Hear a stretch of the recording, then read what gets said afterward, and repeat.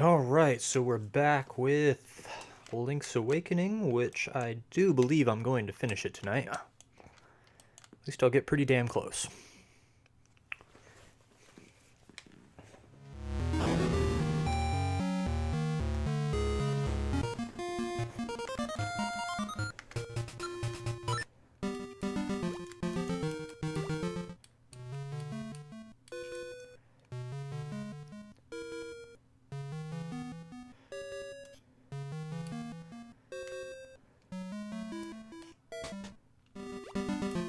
So I'm supposed to go to the Face Shrine,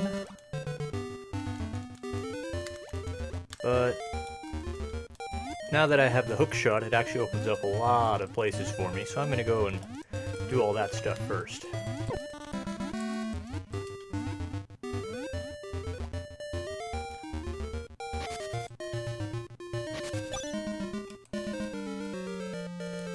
And we'll get to the Face Shrine in a bit, because the Face Shrine is where the game's big plot twist takes place. And it is a good one.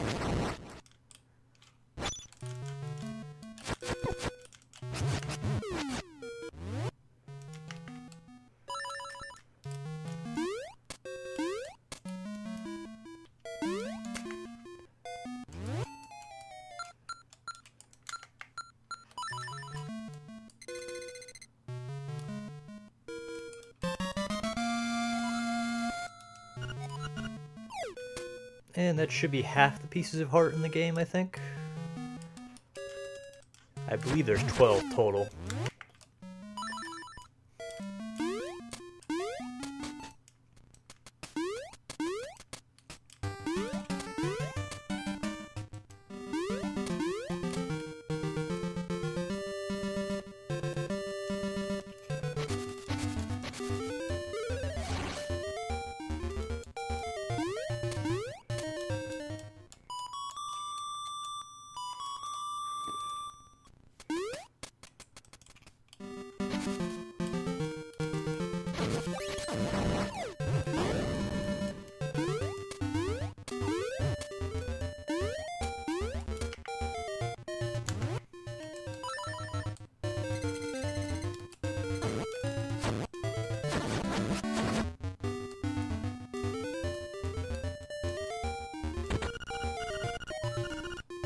And this here is the very end of the trading sequence. Whoa. Where we get the magnifying lens, which we can use to, well, as it said, see a lot of things that you couldn't see before.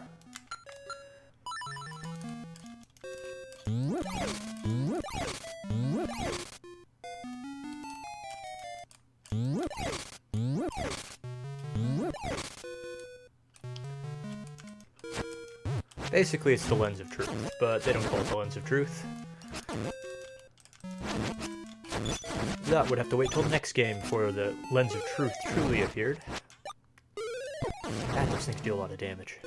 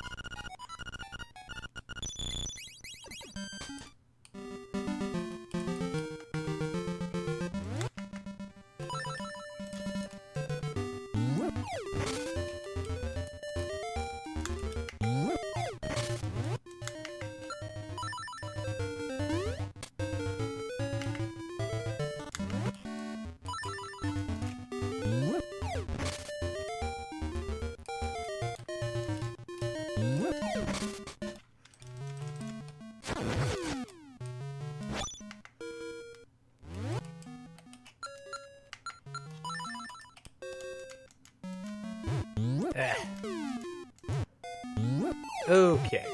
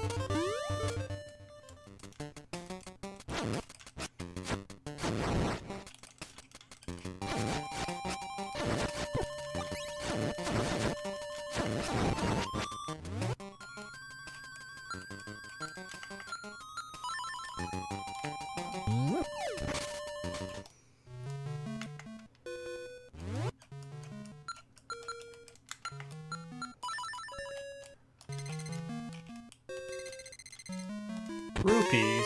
Really? Alright. I thought that was going to be a piece of heart.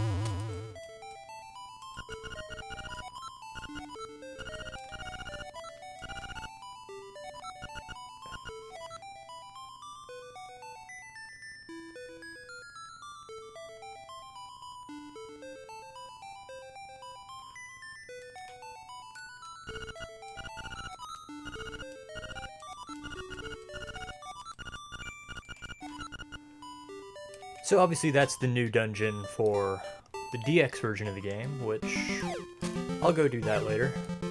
Probably before I go do the Windfish's Egg. Because I really don't know if I have all the items I need to beat it right now.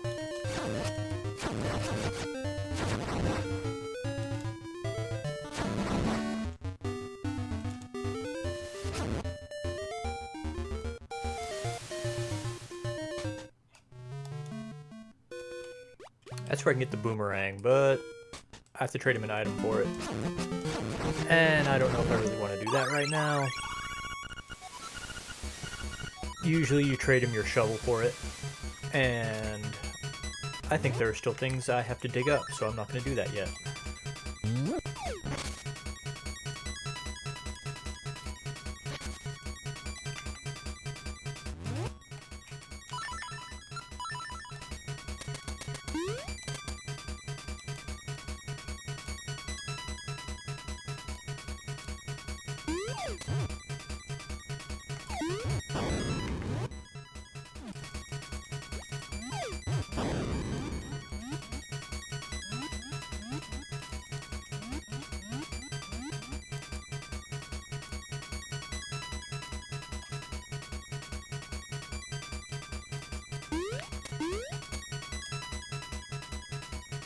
Now you got rewards for turning in 5 and 10 secret seashells. I'm going to see if there's any for 15. I don't think there is, but I'm going to check.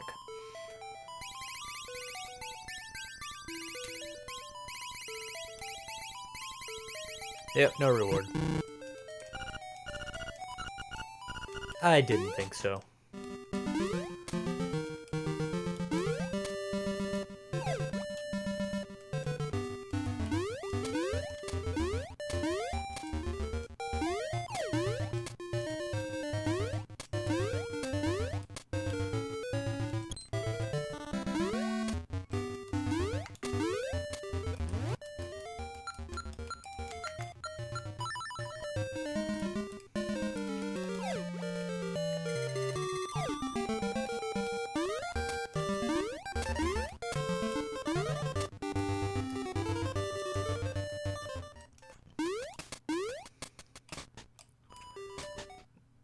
And another thing you can do with the magnifying lens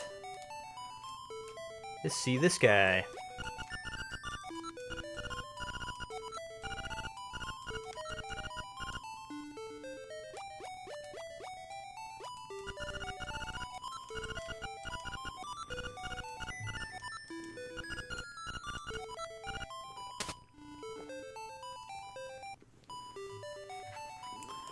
That was a very odd face Link was making there.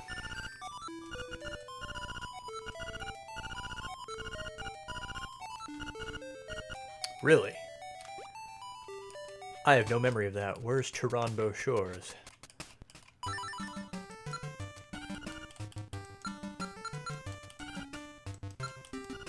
Oh, yeah. I do know what that is. That's the... Yeah. That's the guy who gives you the magnifying lens, which I'm not ready to... What am I saying? That's the guy who gives you the boomerang, which I'm not ready to deal with yet.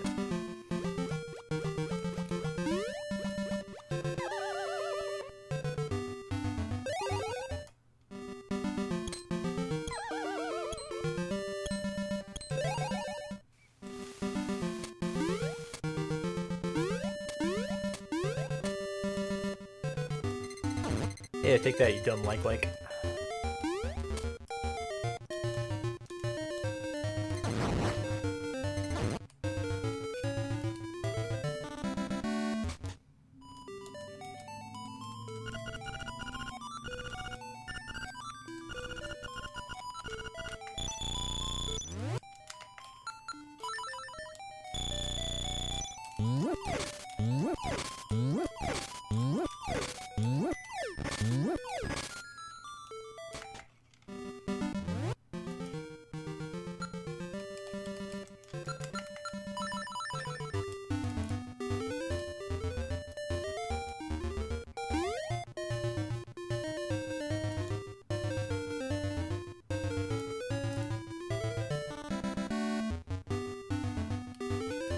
And this is the raft ride minigame, which I have no idea if I'm going to be able to get everything on one go.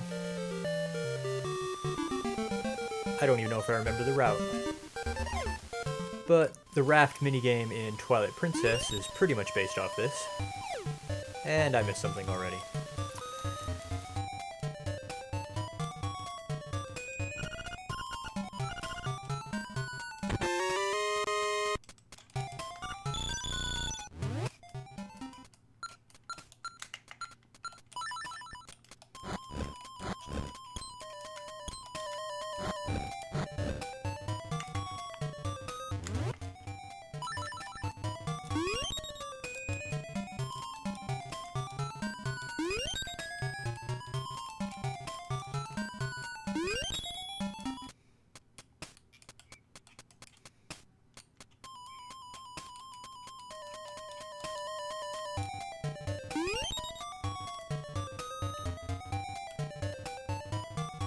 And it'll be a while before we get that chest, actually. Believe it or not, you get that chest in the Face Shrine, which is the next dungeon.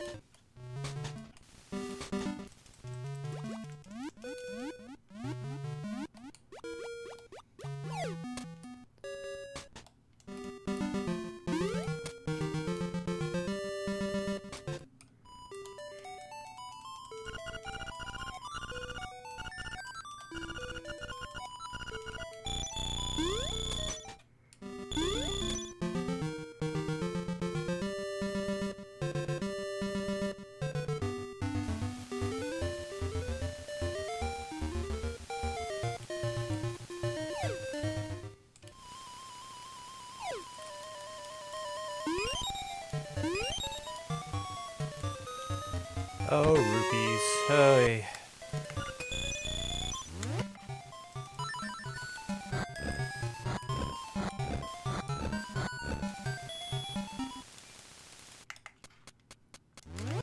You know just what I don't need, game.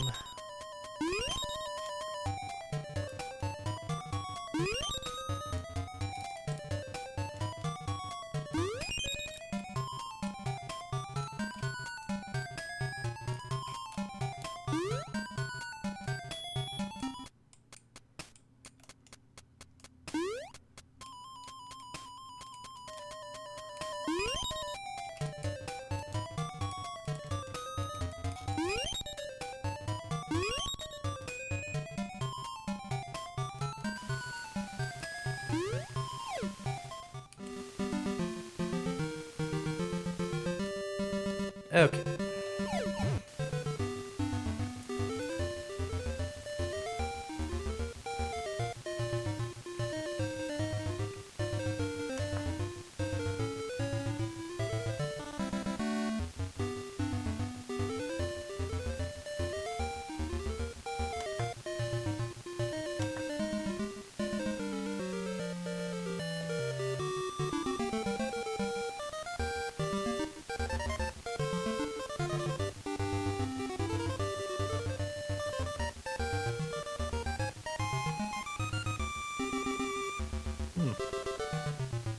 Interesting. Okay.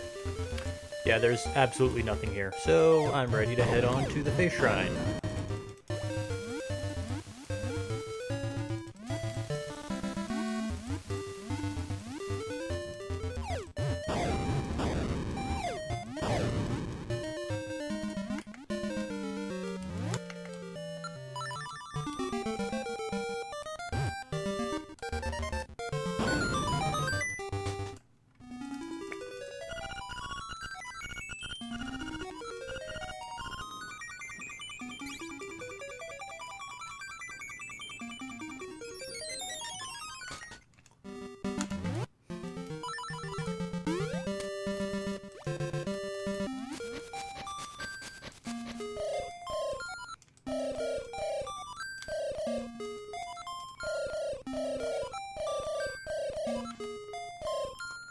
Yes, you will indeed. You will learn far more there than you probably really want to.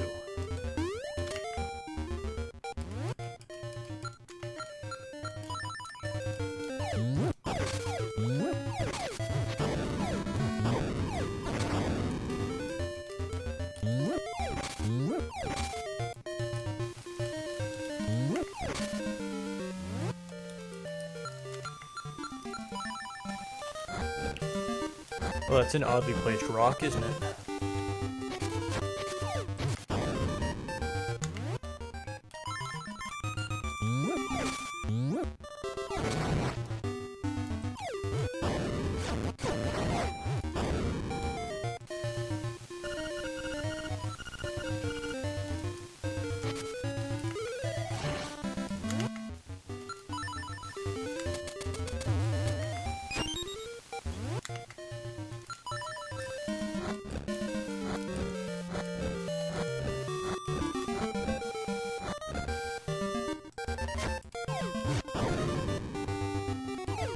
And here we are at the Southern Face Shrine.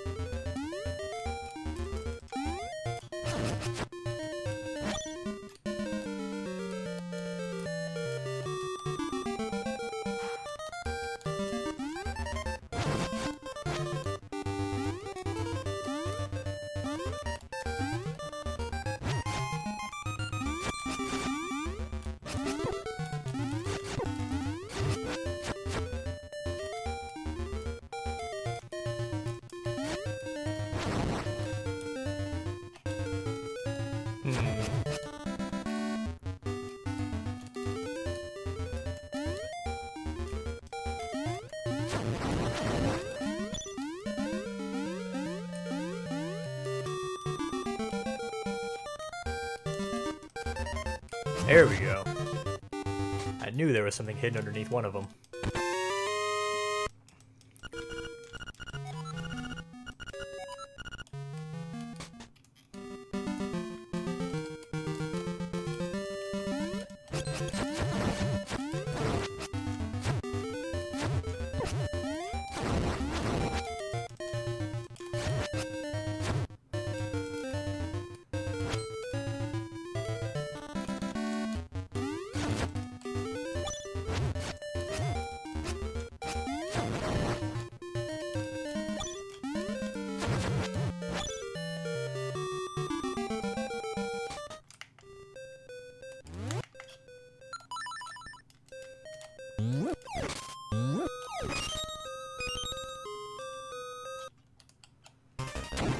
And here's the third carryover from a boss from A Link to the Past.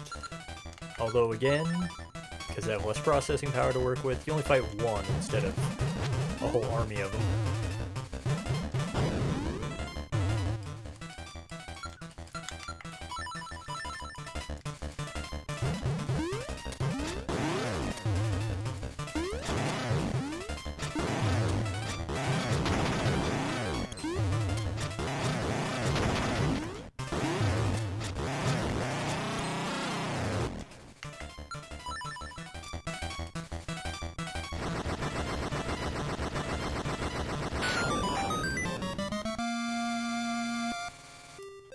And here we go.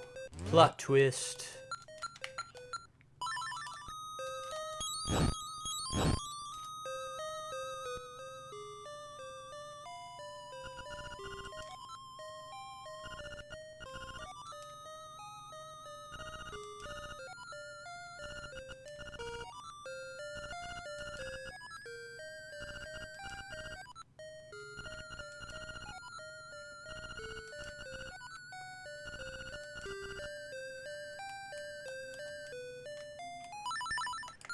So basically, Koholint Island doesn't exist. It's only a dream of the Windfish.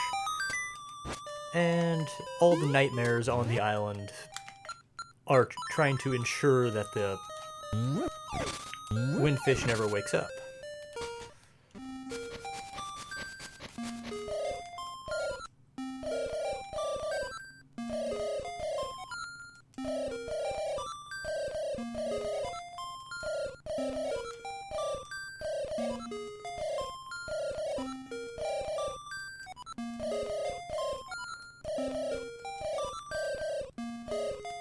Of course, it's much simpler than the owl makes it out to be. Yes, it's a dream. It's not, it might be, it might not be. It's a dream. And all the people on it, you know, Marin, Terran, all the people in the villages, they're not real. None of the monsters are real, which is why they can all be from the Mario games and from the Kirby games, even though it's a Zelda game.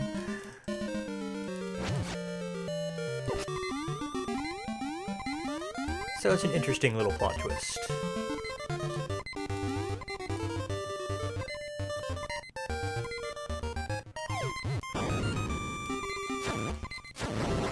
And as far as I'm concerned, the first great plot twist of the Zelda series.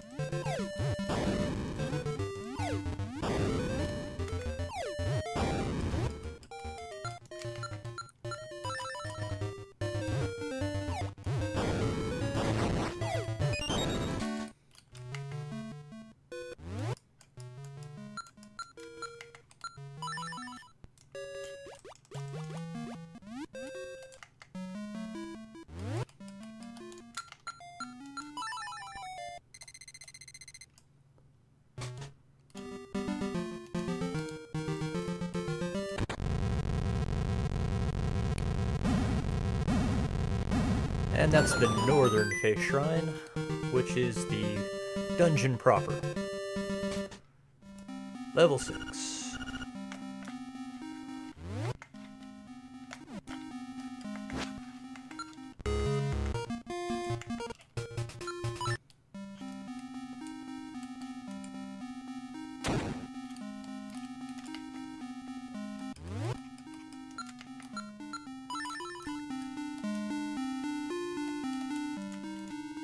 Ah, dang it.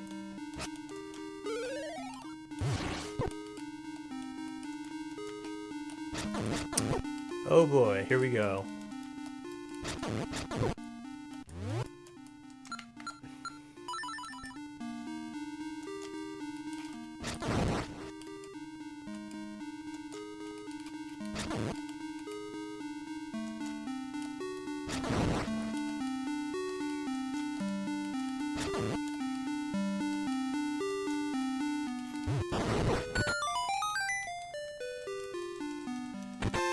Oh, that was a waste.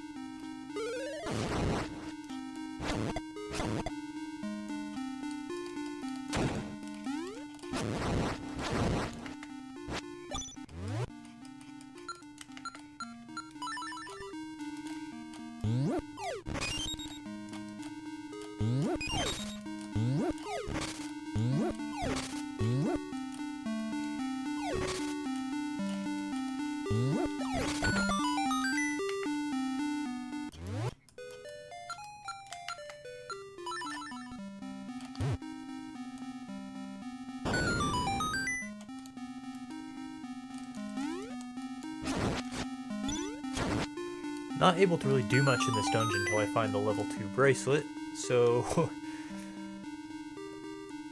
And because I haven't played this game in about 10 years, I don't remember exactly how to do that.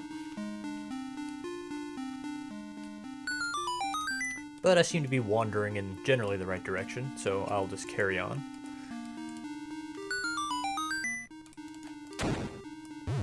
Hey.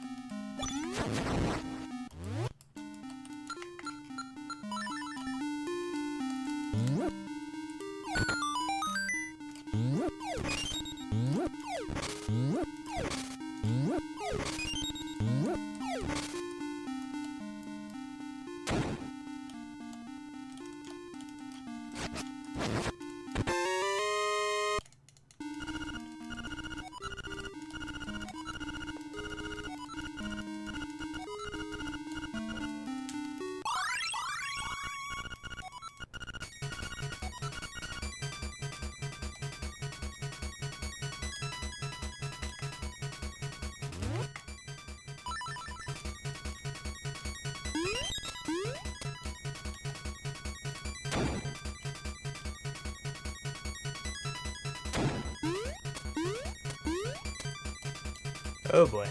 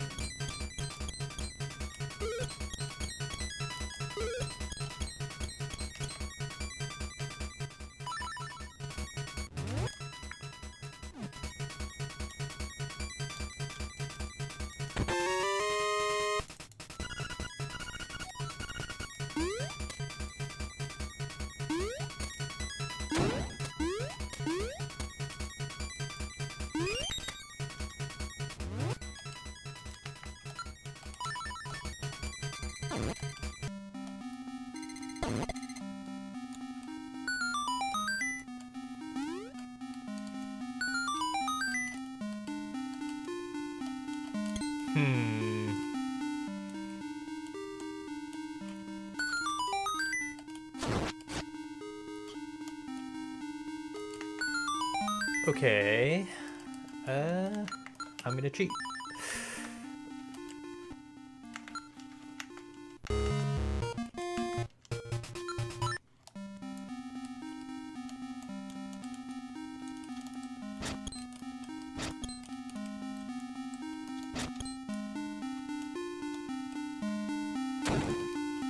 Oh yeah, these things.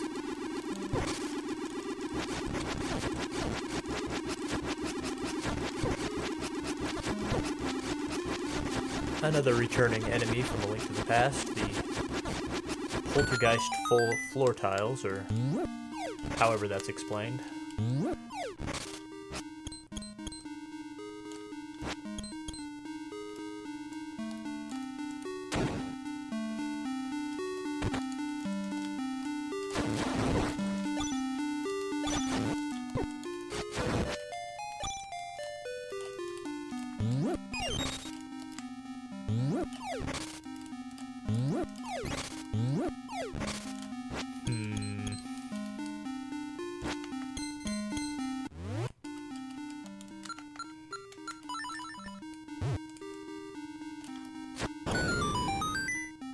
There we go.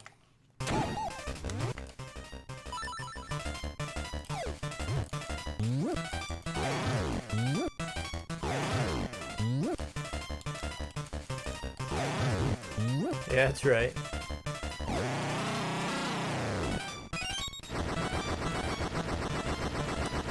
He thought he was so clever.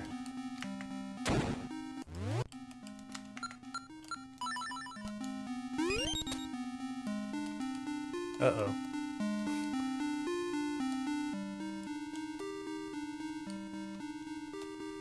Oh, where's the damn bracelet? That's all I need.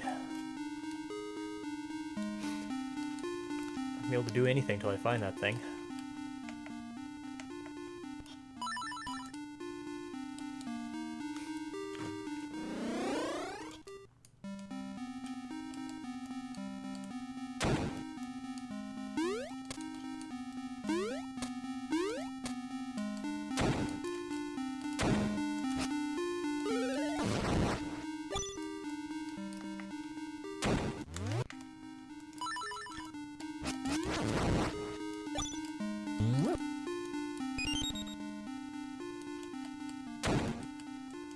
Oh boy.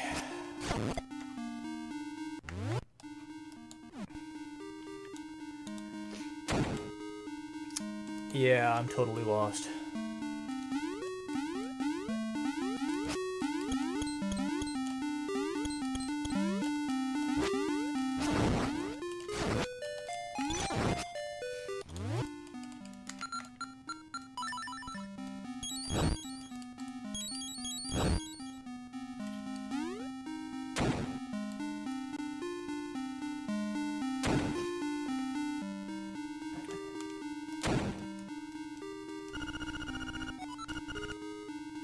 Enter the space where the eyes have walls.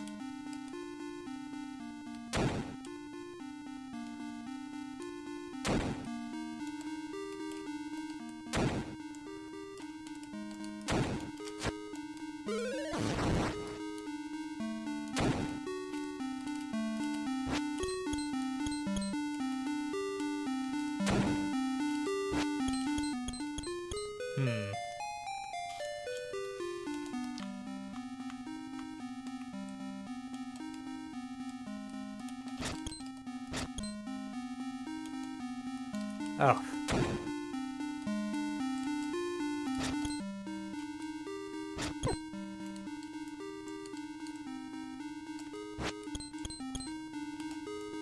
This is probably something really simple that I'm just overlooking.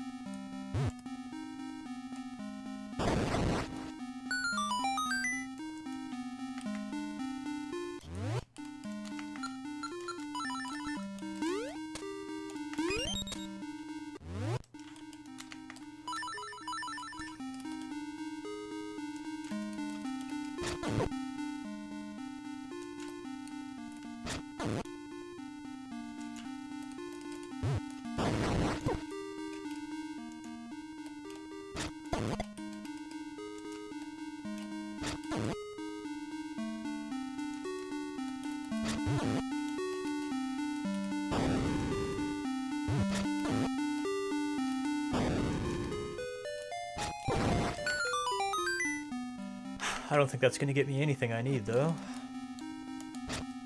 Nope, just the dungeon map. Maybe that'll help me. Something up in the top left corner there.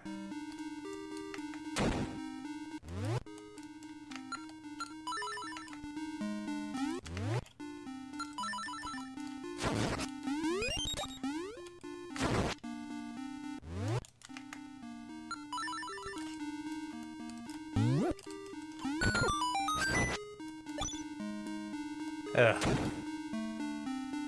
Not what I need. Didn't help me any.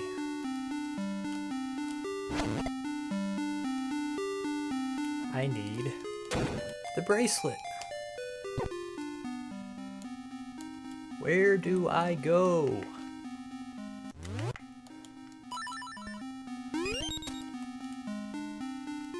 What simple, obvious thing am I missing?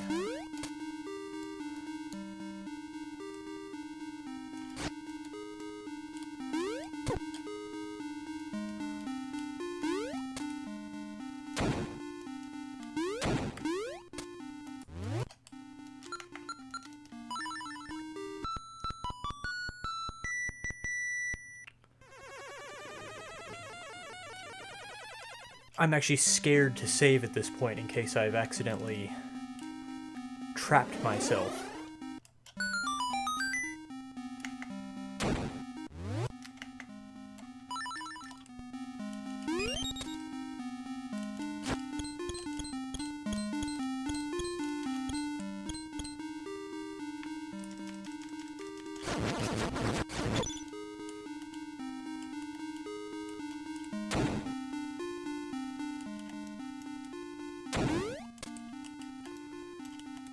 Oh my god.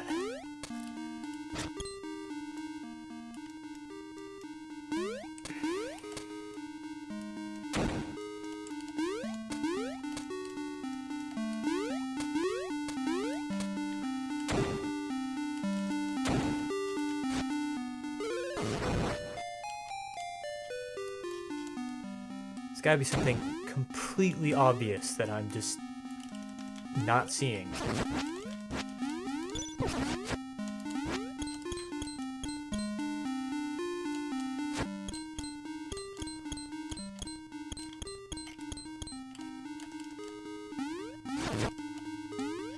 Oh my god.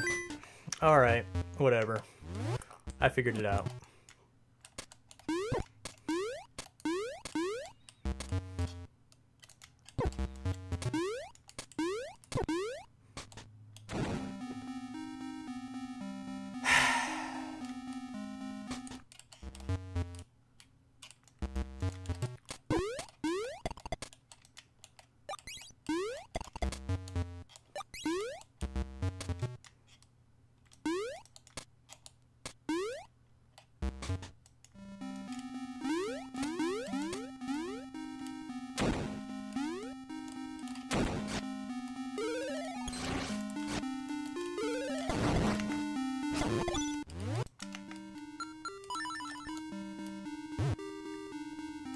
Alright. Now we are moving forward.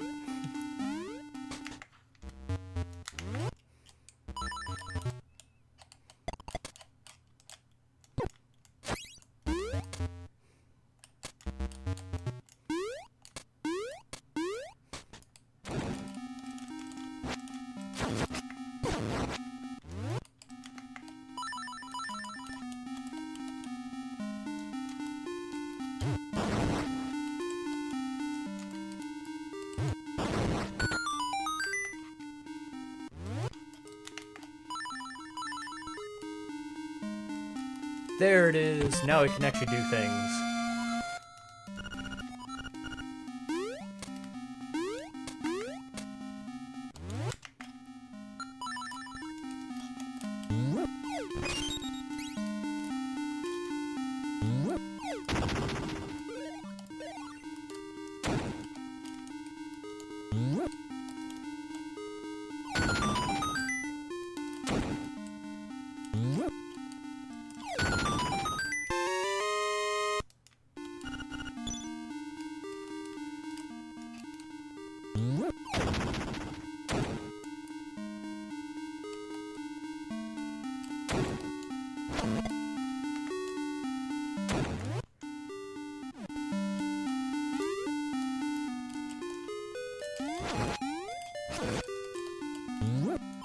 Okay, that was meaningless.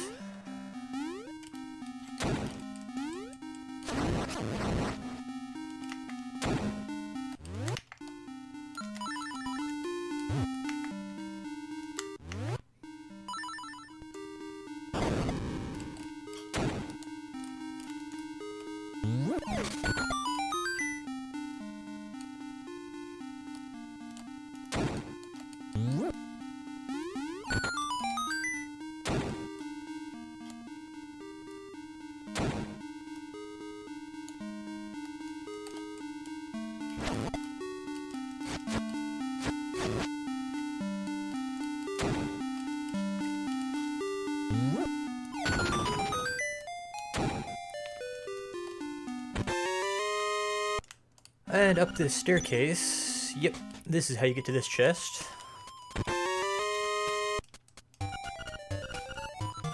With one of the many secret seashells that are inexplicably stashed inside dungeons. This is annoying. You just gotta keep tossing these heads around until they both land up.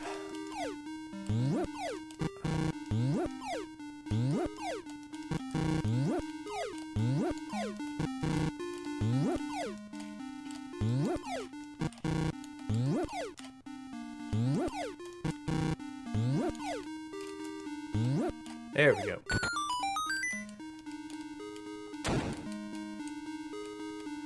Tossing the horse heads is not the best puzzle that's ever appeared in a Zelda game.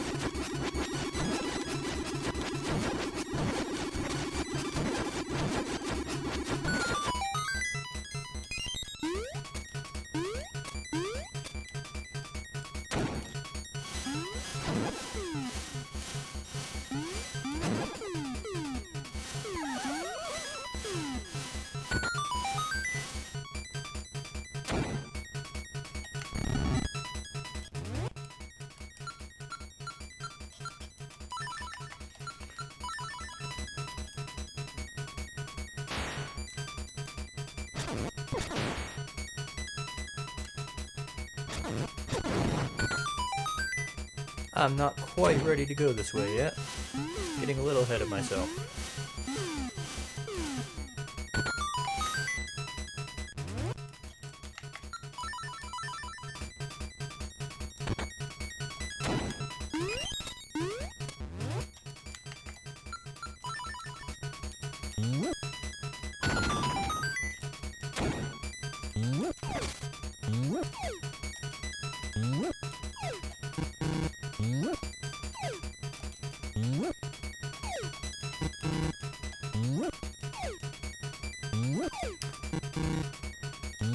Hey. Bastard things.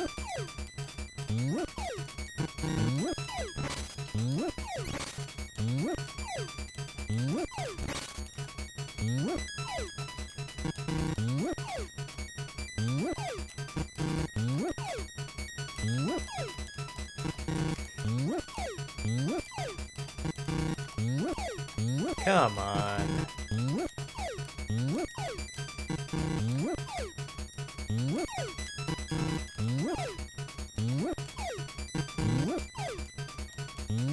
Ugh, screw you.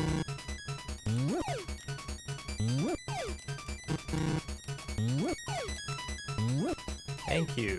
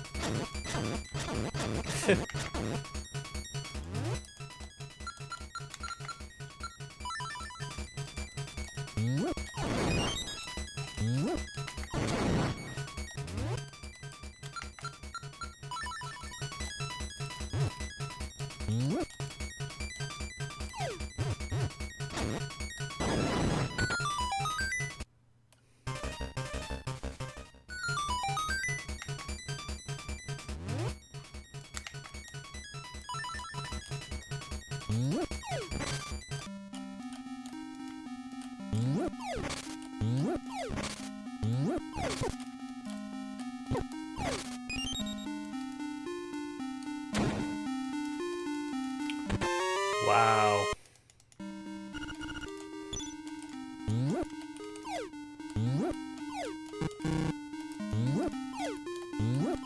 Open. Dumb horse thingies.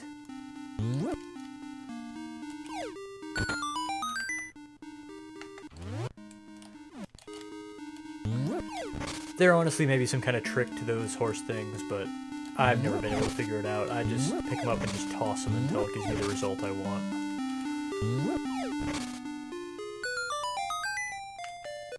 I'm sure somebody will come along and tell me, well, actually, you're supposed to do this. And I'm like, oh, well, that's freaking obvious, but I can be really blind to the freaking obvious sometimes.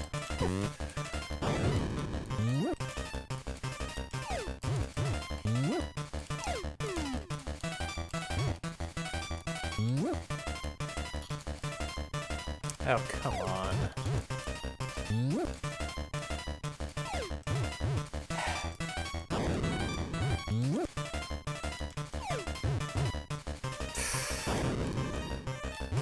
Hold still.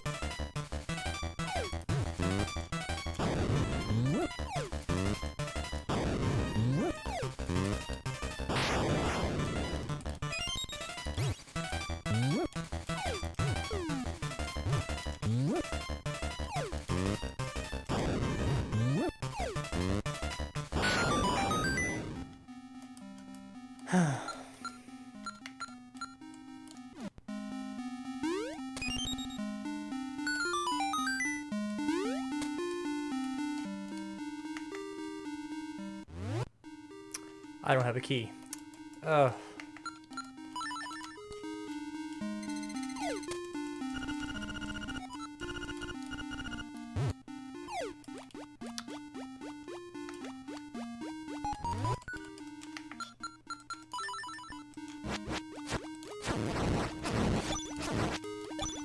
And there's the key I need. Oh boy.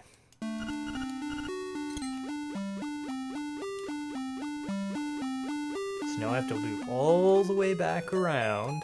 Oh boy.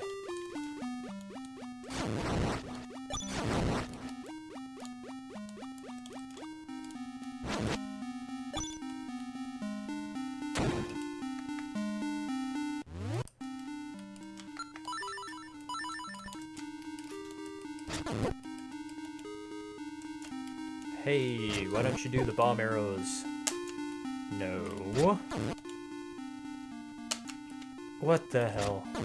It's using my bombs, but it's not actually firing them.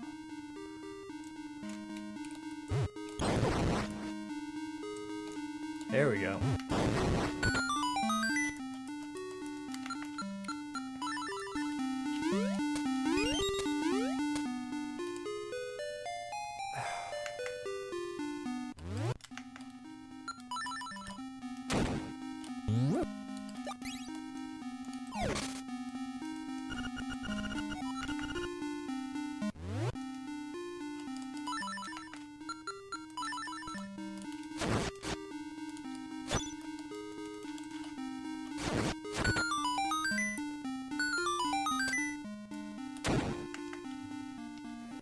If it's not clear, I'm losing patience with this dungeon.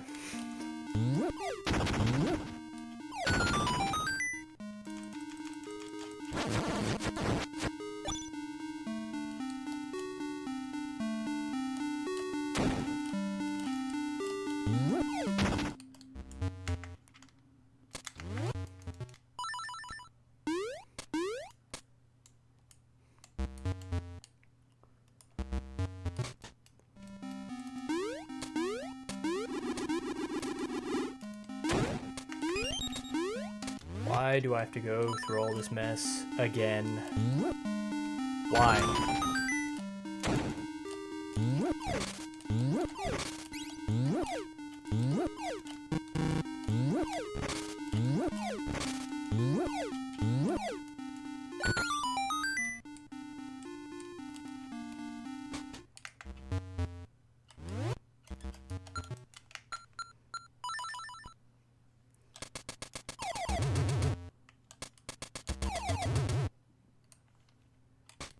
Do I have to kill these things again? Do you think I'm just made of arrows or something?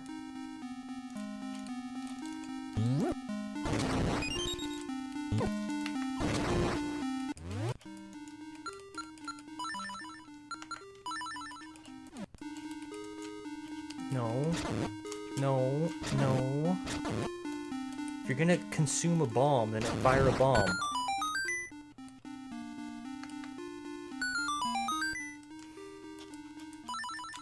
I'm really not liking how I'm reacting to this dungeon. Oh, are you... Why? Why do I have to kill these things again?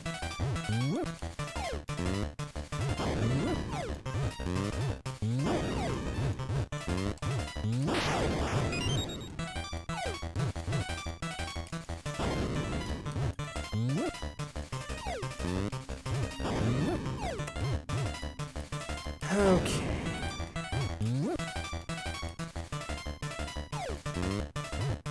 Hey.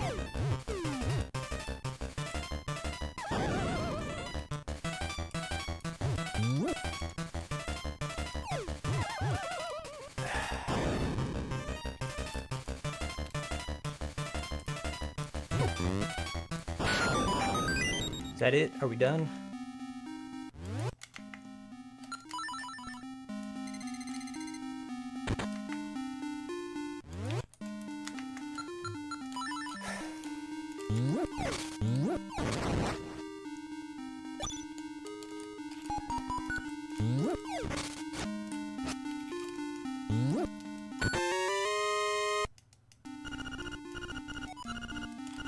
Okay.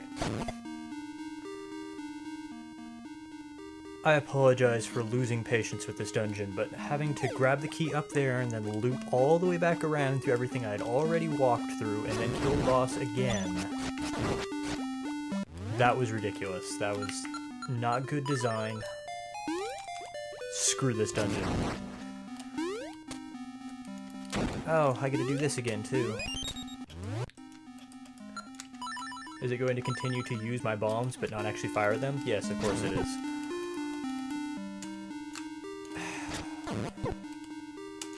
Come on, if you're gonna use my bombs, then fire one.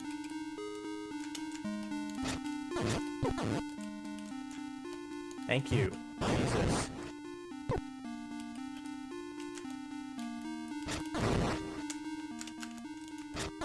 Oh.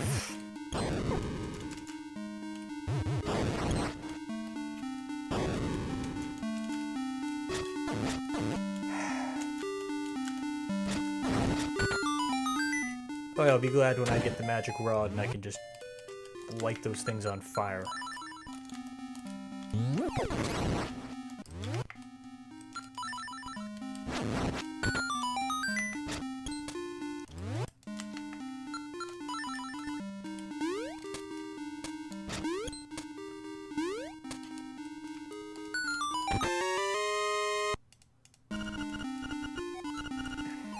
Okay, I already had that, but thanks.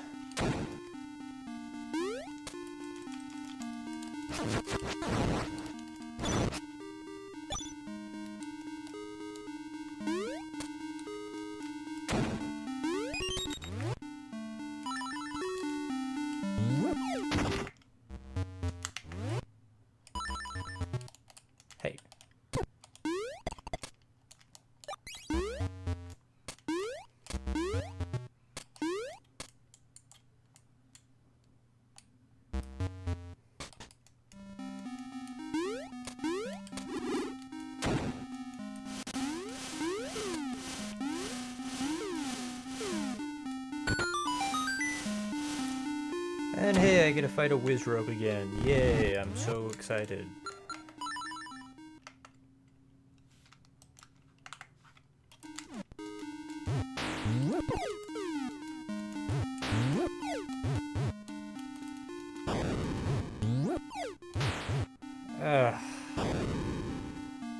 Why can't these things just be vulnerable to my sword? Why do I gotta go through this?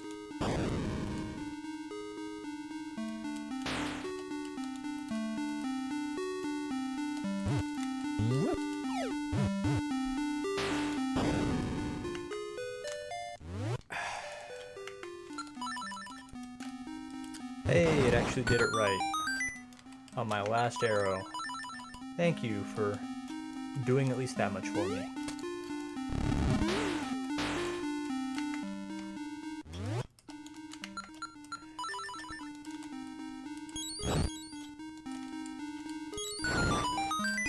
Okay, get out of this dungeon because I really do not like how I'm reacting to it.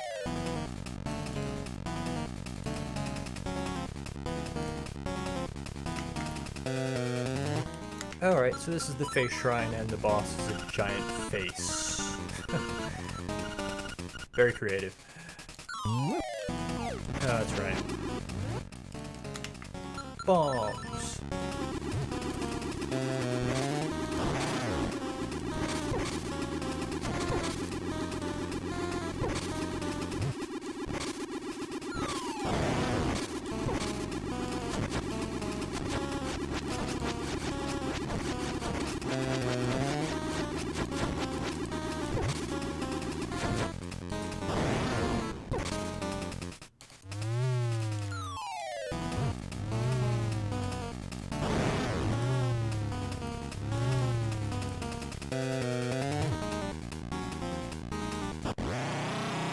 Fish wakes up, everything on this island will be gone forever. And I do mean everything, including your friends back in town. Oh, jeez, get me out of this dungeon. This dungeon sucks.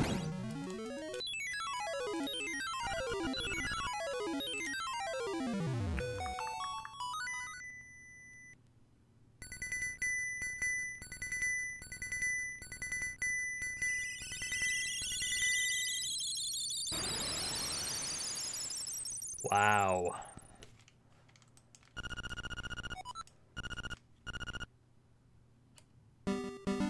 Okay, I'm out of there, thank goodness. I forgot how awful that dungeon is.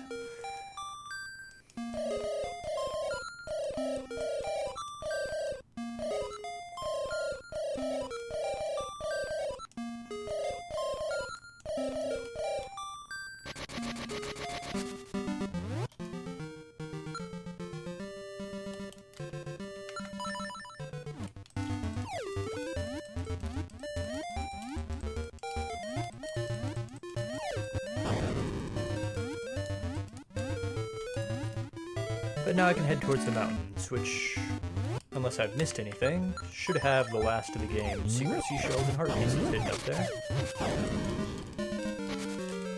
And I should actually be able to get to all of them too, because I have most of the game's tools.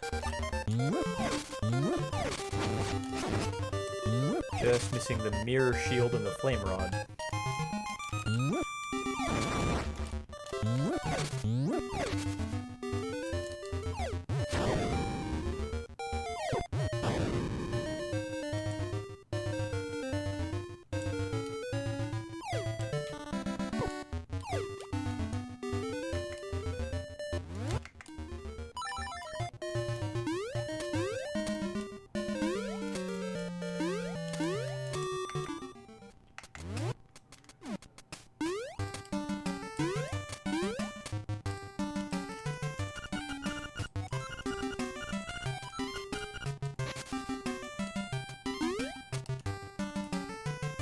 Trying to remember.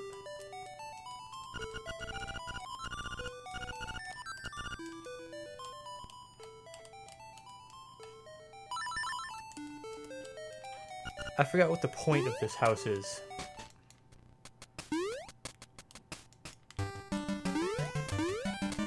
I think if I come back later in the game, then I can use the magnifying lens to see something in his painting. I'm probably not far enough in the game to actually do that yet, though. That sounds right.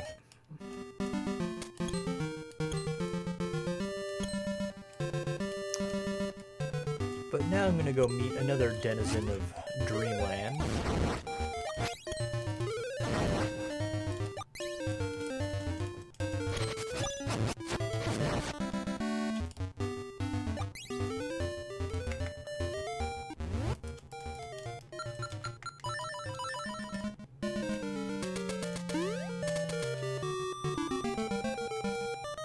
Go this way. Okay. This is an interesting little puzzle here.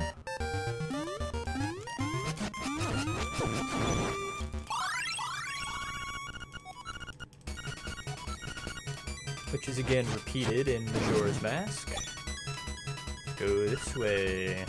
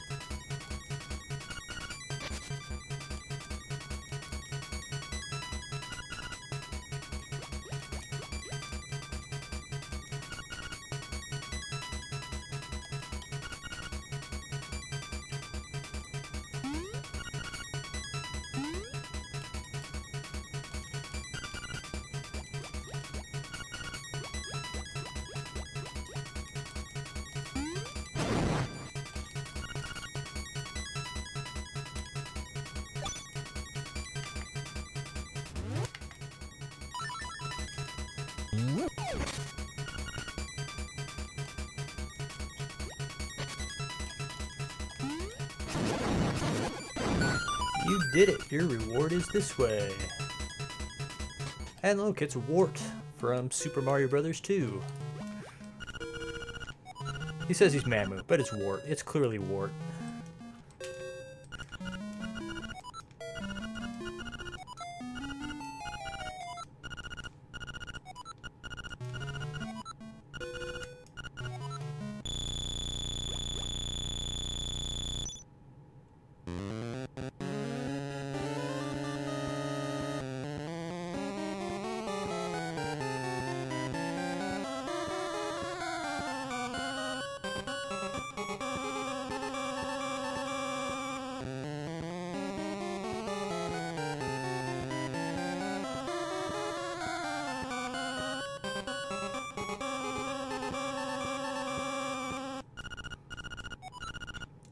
So this is the third ocarina song, the Frog Song of Soul.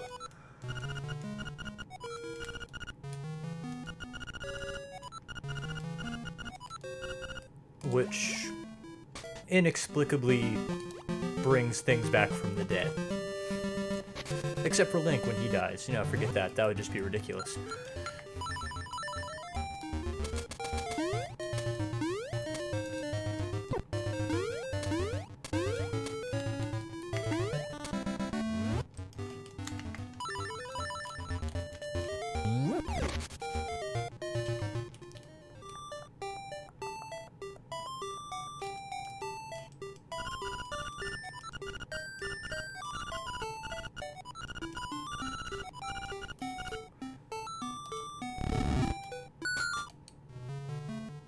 And if you go here and play the Song of Soul,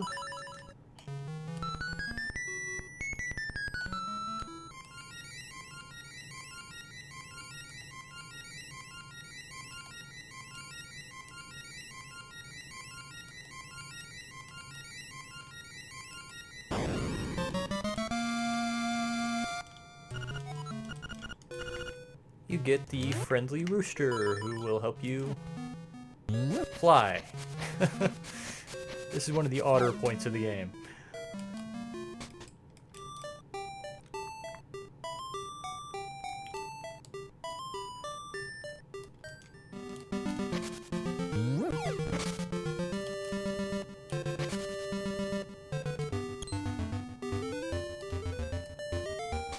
Oh, I haven't opened that chest yet. It's bad at me. Probably just rupees. Yep.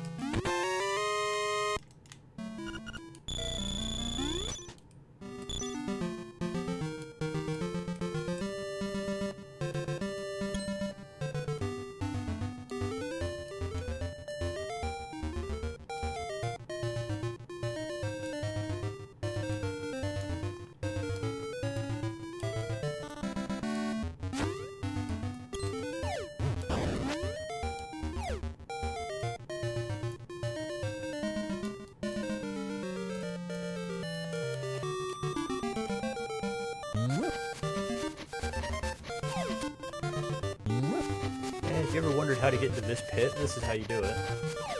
And secret seashell.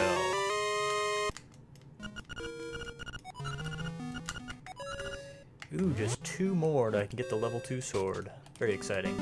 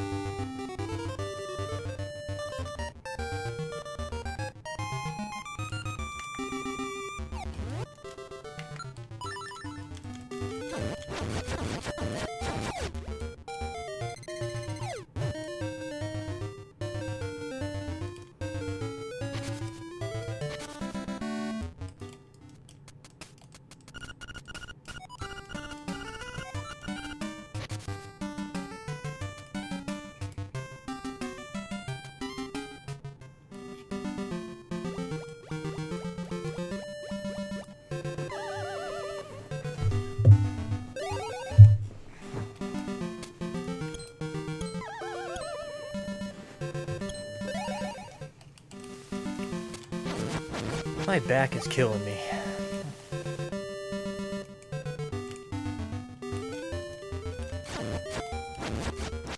So I briefly entered the mountains earlier to open up the 4th dungeon, but now I'll be returning there to explore them more fully and find the last 2 dungeons in the game.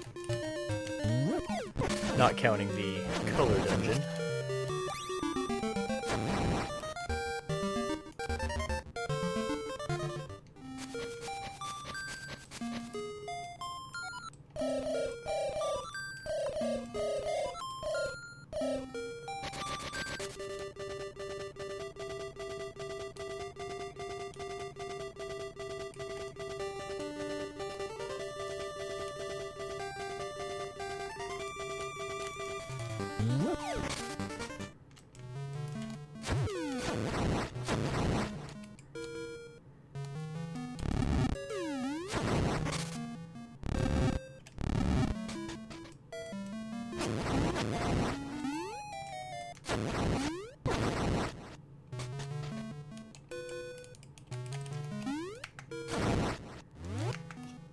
This will probably just be rupees. Yep.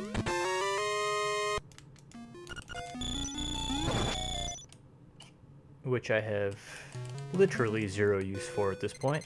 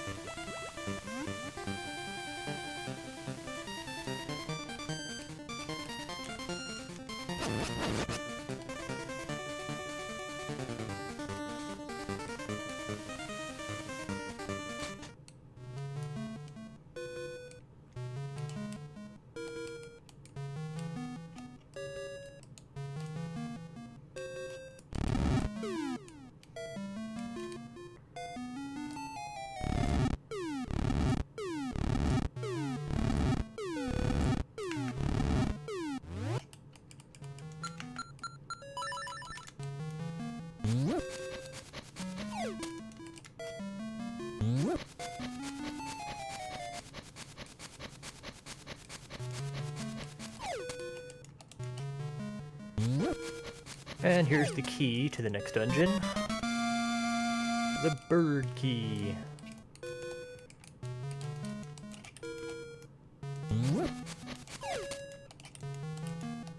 Should give you a little hint about what to expect in the next dungeon. It's very tall.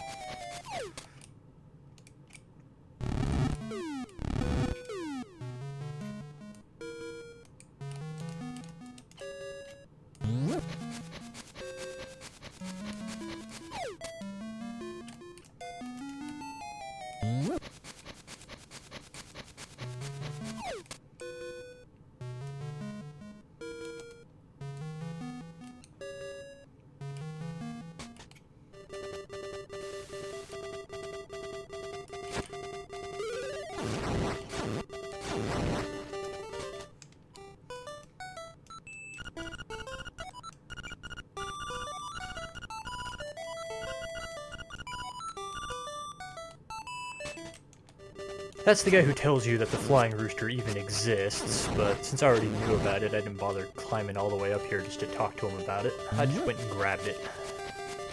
Save some time. I'm actually going the wrong way here, I'm aware of that, but I want to see if there's anything over here I can grab before I head to the next dungeon.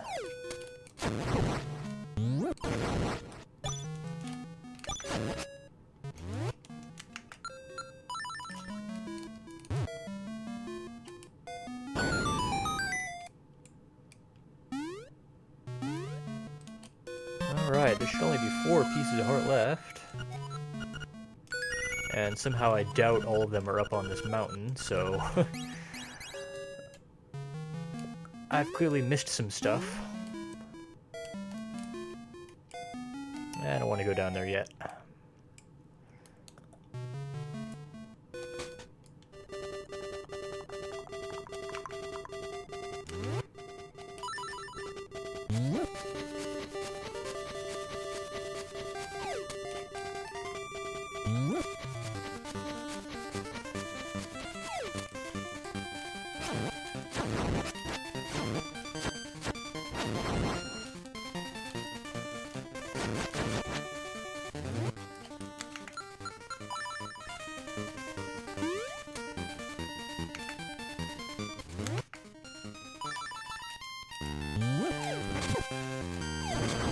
Hey, there's a secret seashell. Should just need 1 more. Yes, indeed. Very excited for that.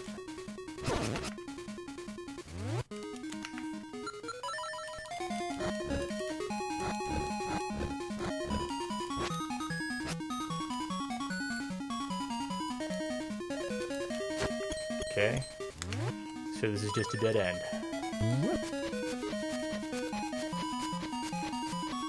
Alrighty then, just a dead end.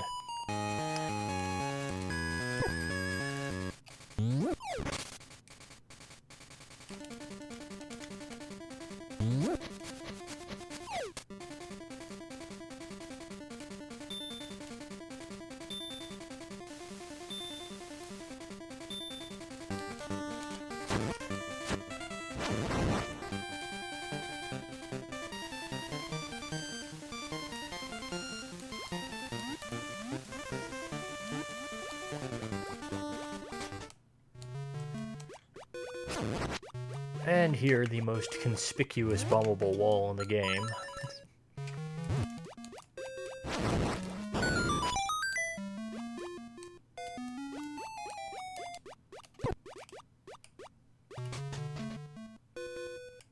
Hello.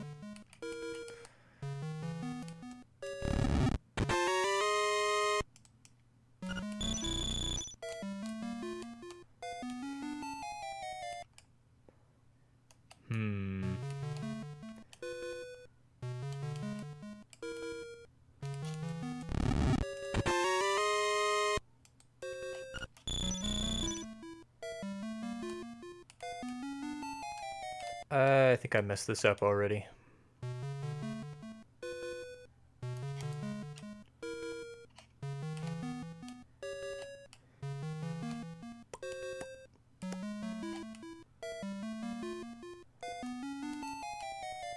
Yep. Oh well. I don't need rupees anyway. Yeah, there's 20 secret seashells.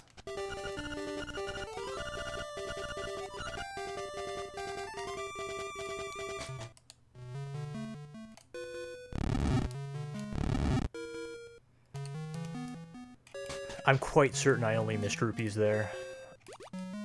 After the debacle with missing the photograph, I actually went and looked up the things that are missable in this game, and I've gotten them all. I made sure.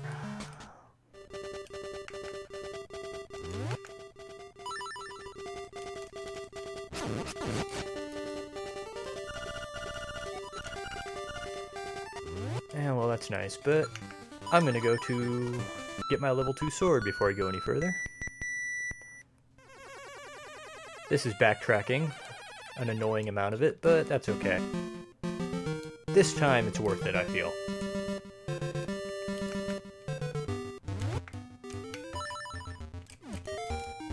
Have a sword that deals twice the amount of damage, especially since I feel that the sword in this game is a little on the weak side. So I will happily go out of my way just to double the damage it deals.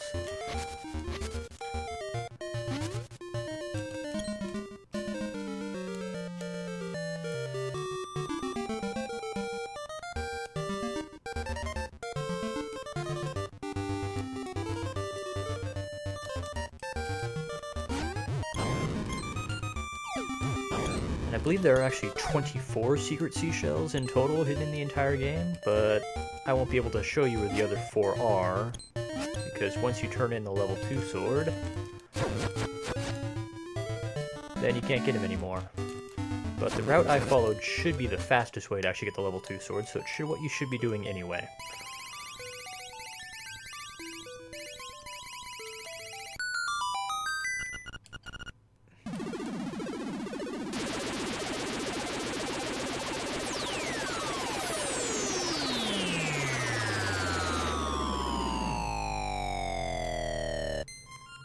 Yay!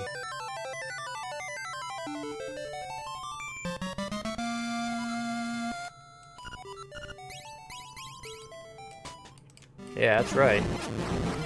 Now I have a non-crappy sword. What are you gonna do?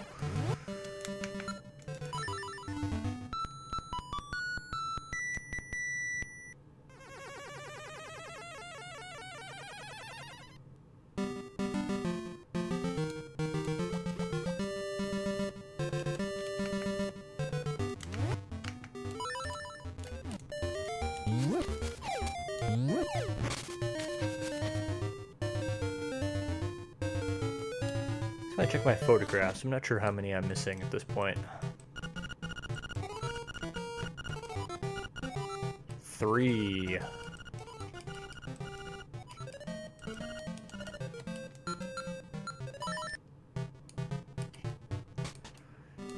And I'm not gonna lie, I'm probably gonna have to use a guide to look up some of the ones I'm missing, because I don't really remember.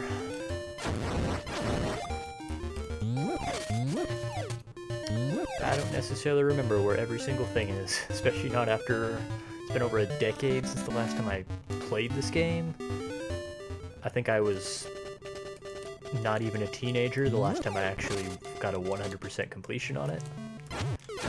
So I don't really remember where a lot of this stuff is at.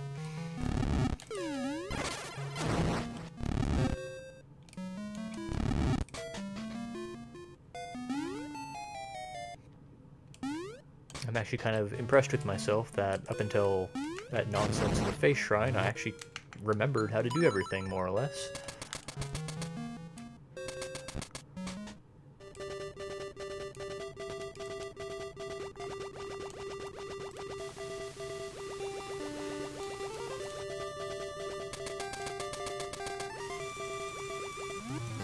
Alright, but now we will head towards the next dungeon. And we'll actually get there this time.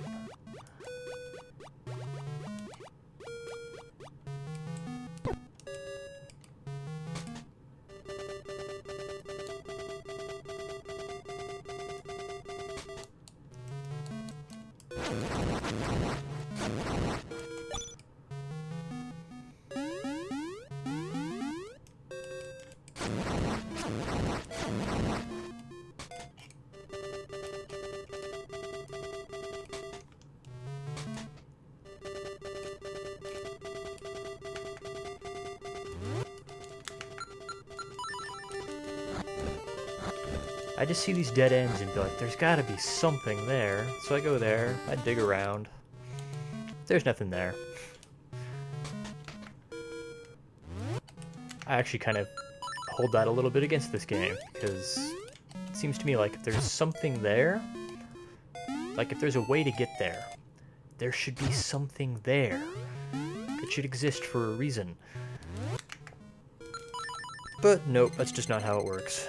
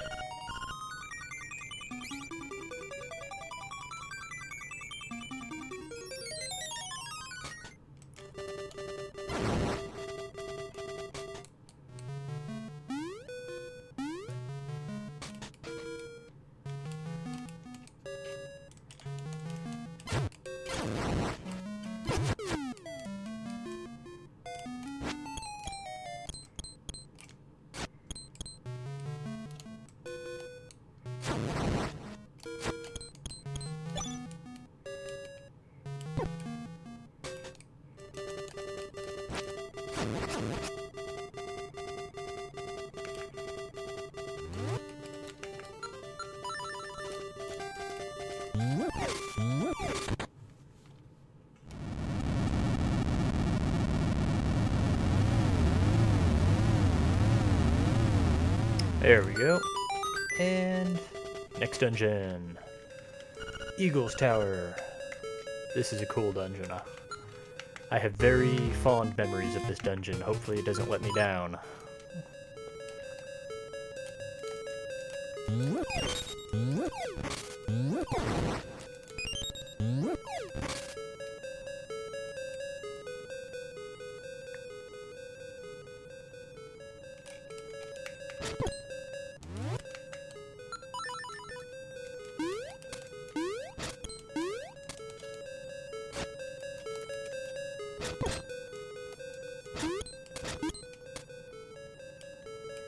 Uh-oh.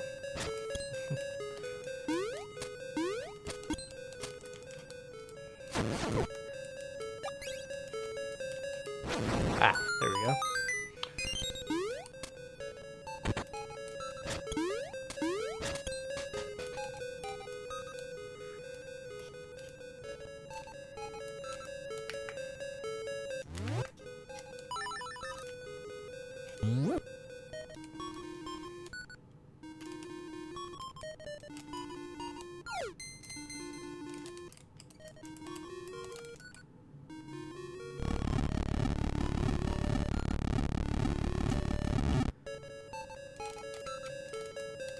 Oh boy.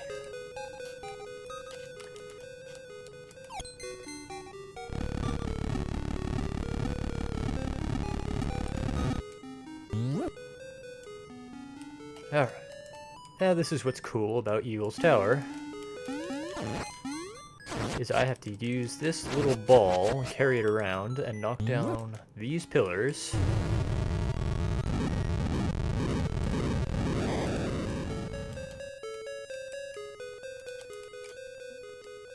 And if I knock them all down, I can actually collapse the tower into fewer floors. And use it to get to the top floor, which is otherwise inaccessible. Which, you know, is a way cooler idea than you should really be seeing in a Game Boy game. But it works, they made it work.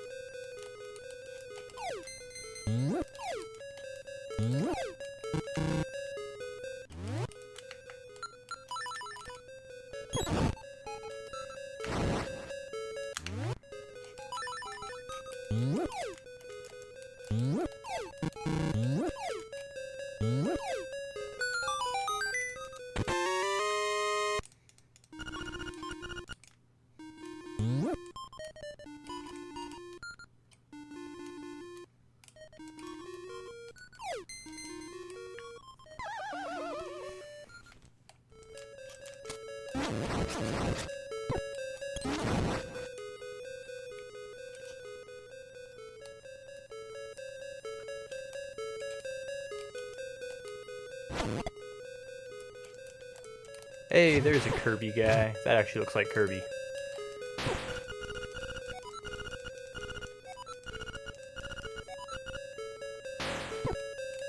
Definitely Kirby.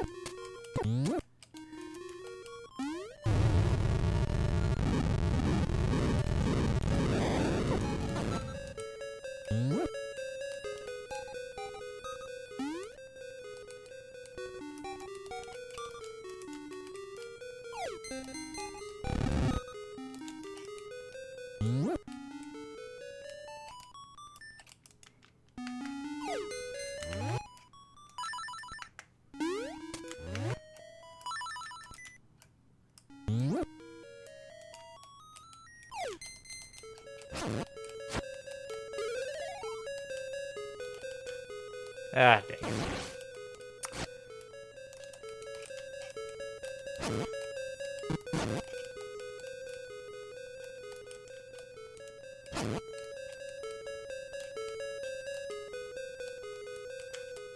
Screw you. Hate these things. Because of course they have to move, you know.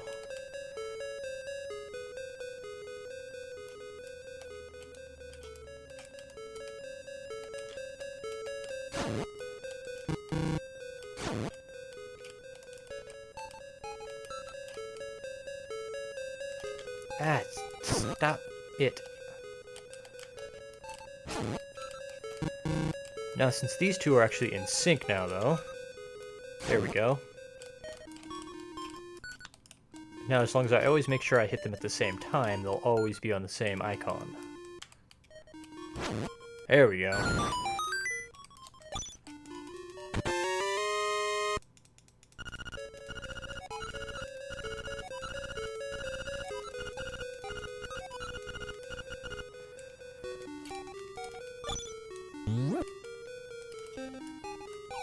I could really do without these enemies. I wish they didn't exist, but oh well, they do.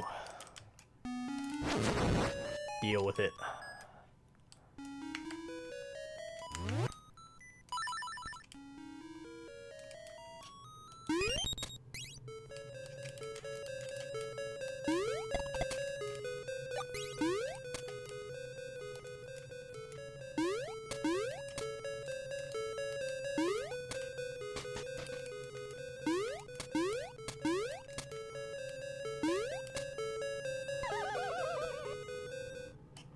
Oops.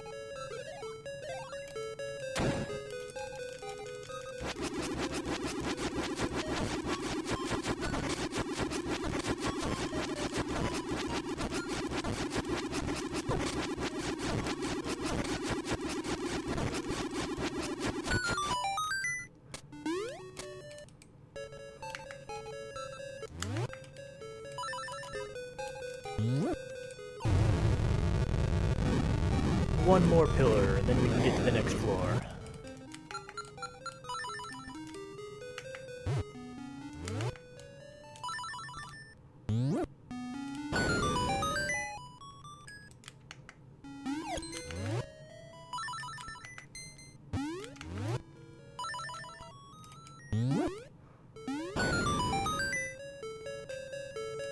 Okay, yeah.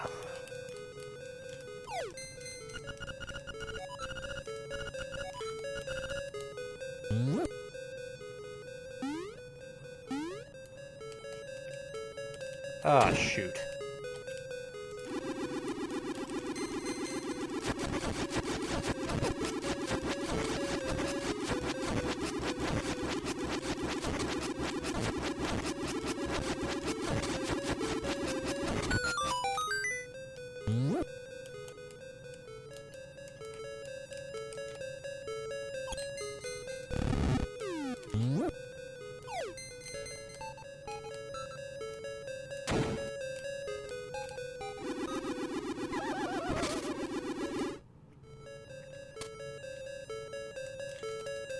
Yay, rupees! I'm so excited.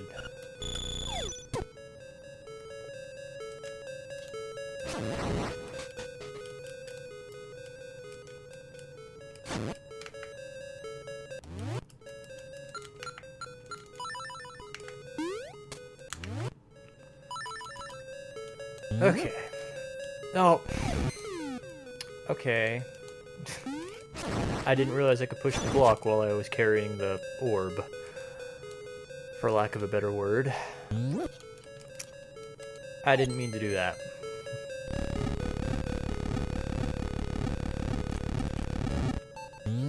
Now, I need to figure out how to get this. No.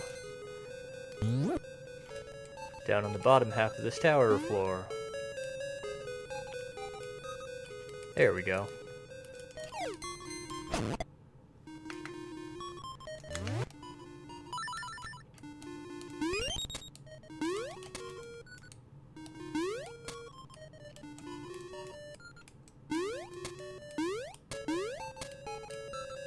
Oh well, shoot.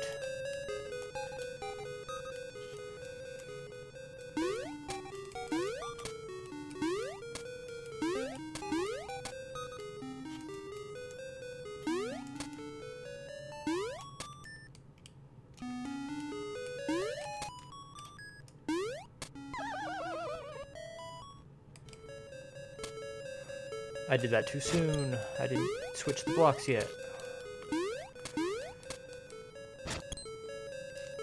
Getting a little ahead of myself there.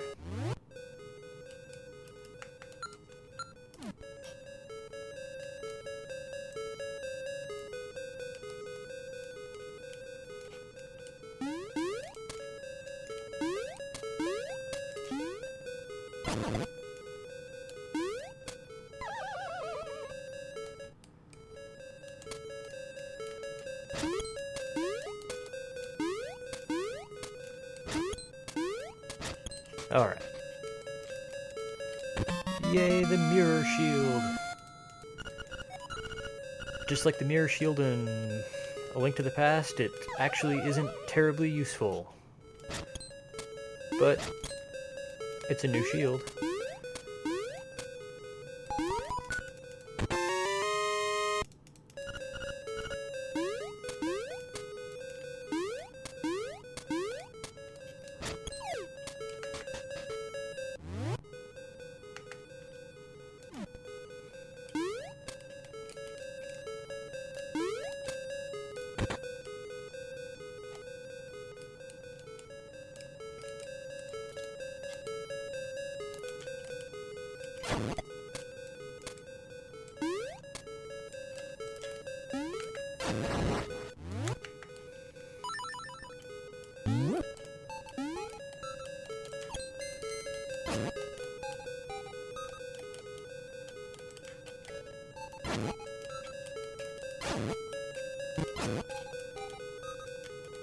Whoops.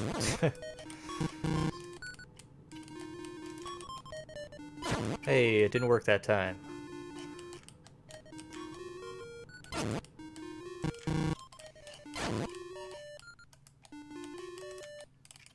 Okay. Okay. Now I can get to that last pillar.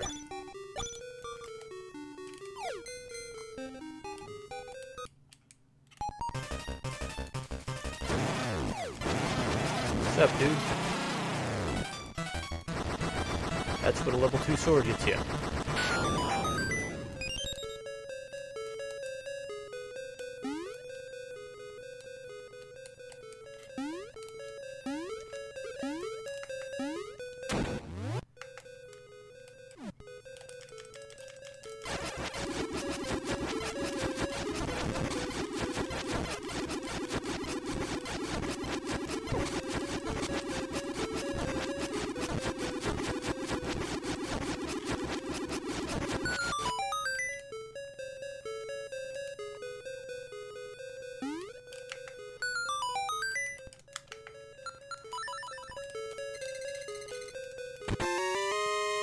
You got a bomb. Way to go. That's okay. The real prize is getting you across the gap. And here we go.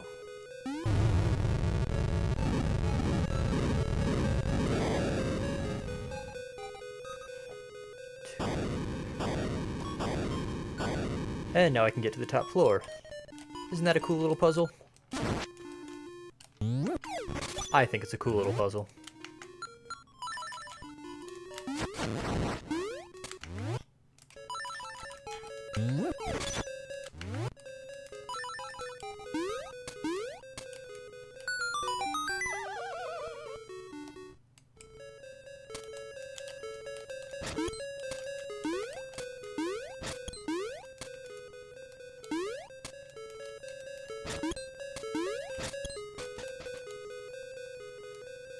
Oh, this crap again. Come on.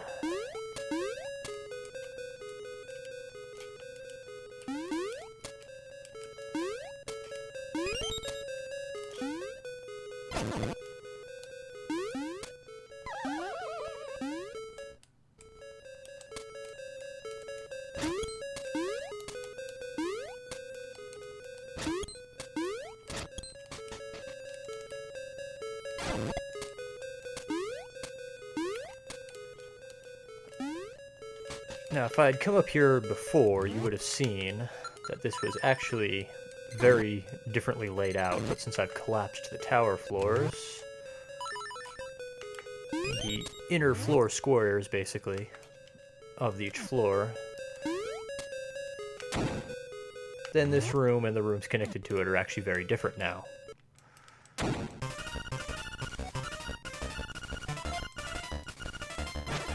But since I didn't come up here before, because there's really no reason to until you've collapsed the tower floors, so you don't get to see them.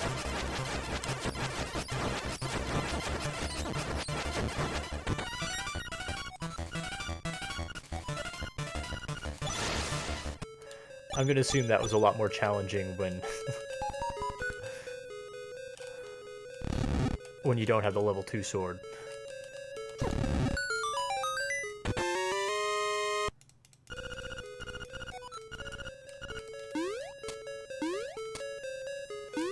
I'm just going to do a safety save here. It's a good time to do it. Because I am going for the golden ending, which you can only get if you don't die at all. Which, this is actually one of the more challenging Zeldas to do that in. Kind of gotten past the point where I'm really ever in danger of dying, but it could still happen. So may as well play it safe.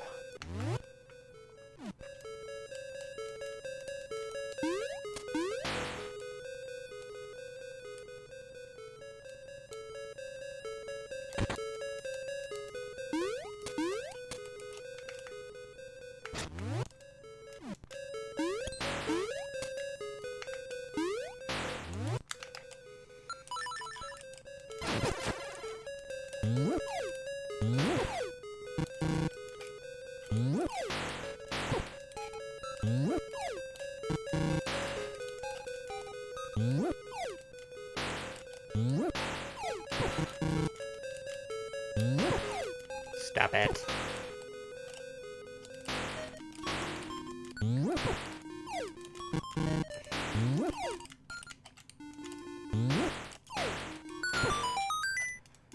Yay. Something I already had.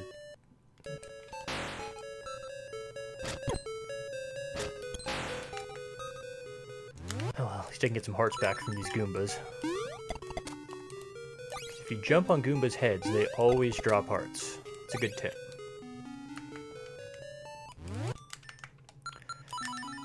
Basically, the game rewards you for behaving as though it's a Mario game and jumping on the Goomba's heads instead of slashing them with your sword. There we go.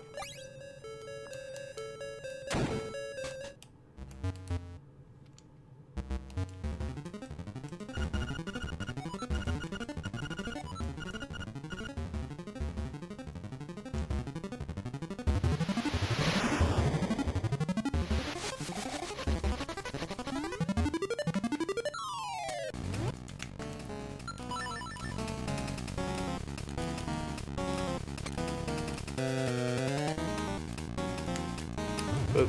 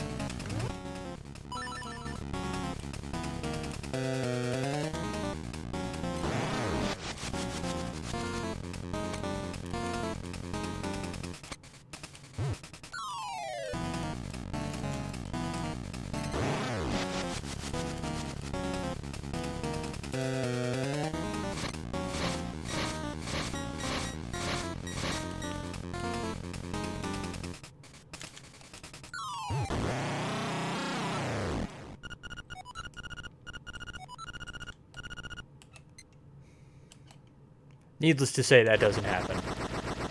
When you wake up the windfish saves you. Doesn't destroy you along with the rest of its dreams.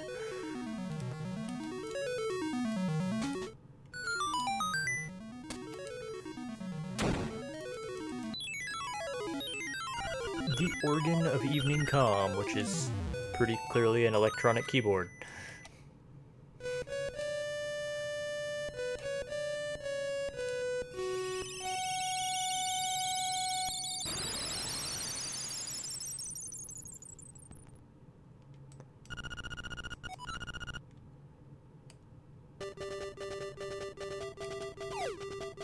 No. I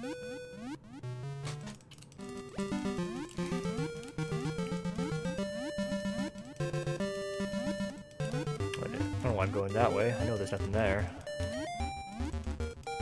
Yes, there is. I'm smoking crack. Never mind.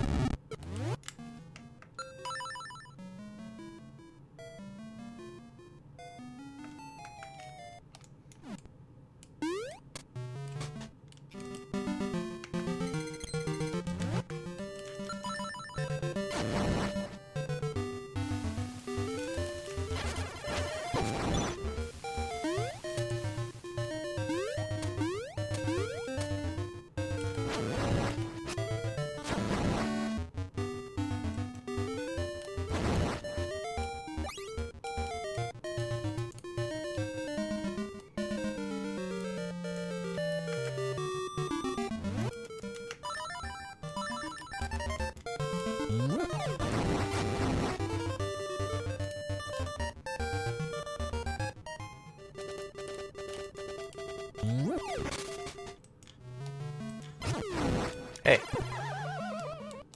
Screw you.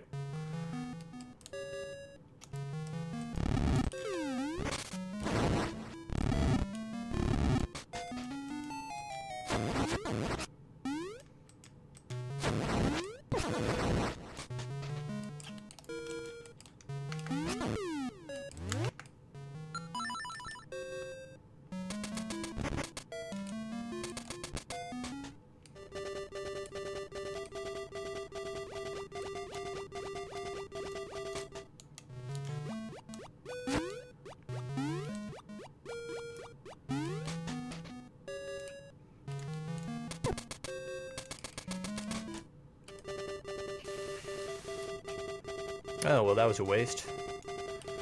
I even knew that was a waste. I don't know why I did that.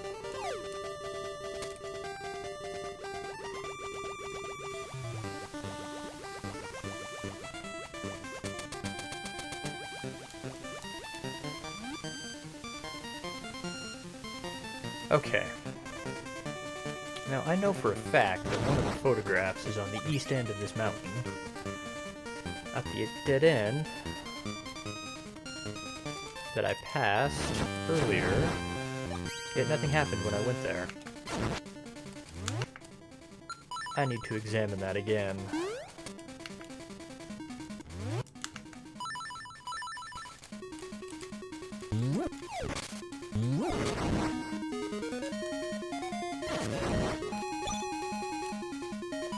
There we go.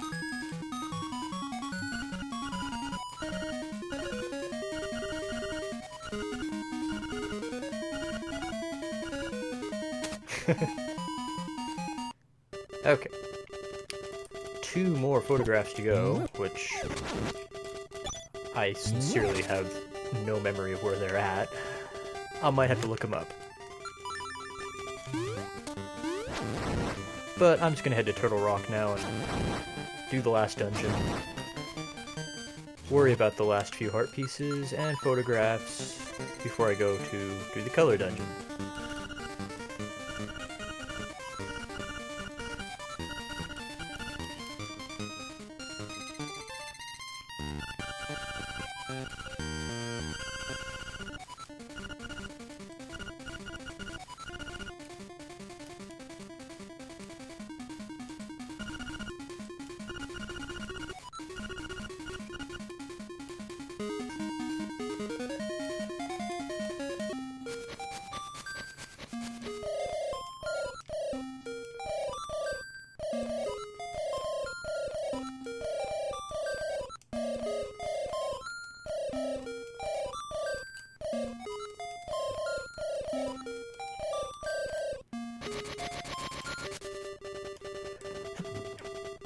All right.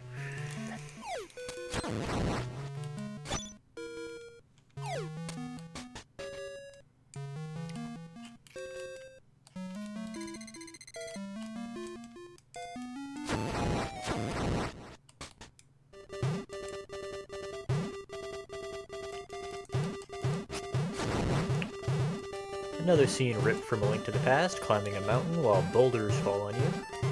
It's kind of impressive how much of A Link to the Past they were actually able to incorporate into this game.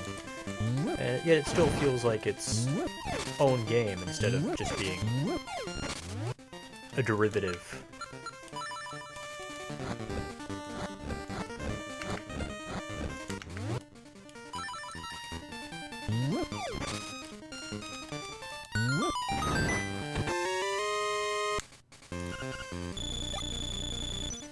Hey, there we go.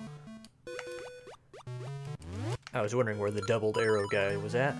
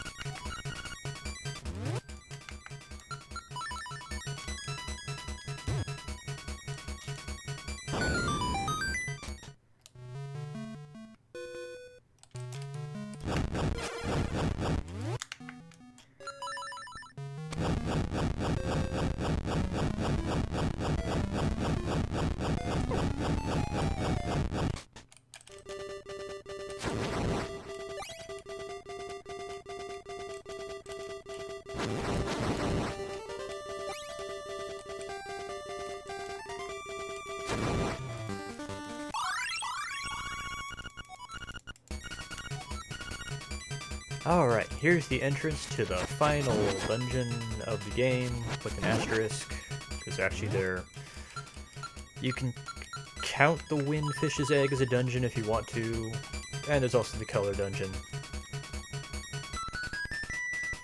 But in the original game, this was basically the last dungeon.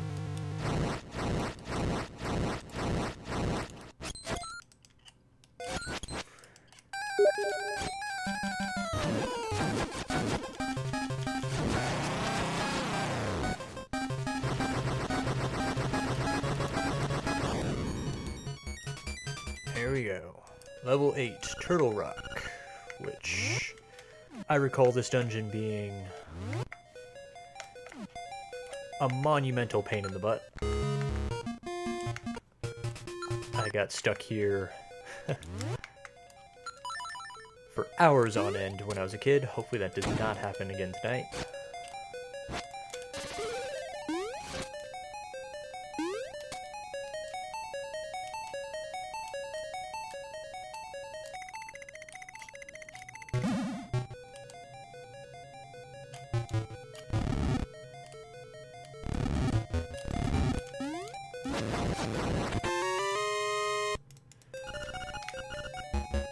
Yeah, this place is huge. Okay. Alright. I'll just keep pressing on until I pull it off.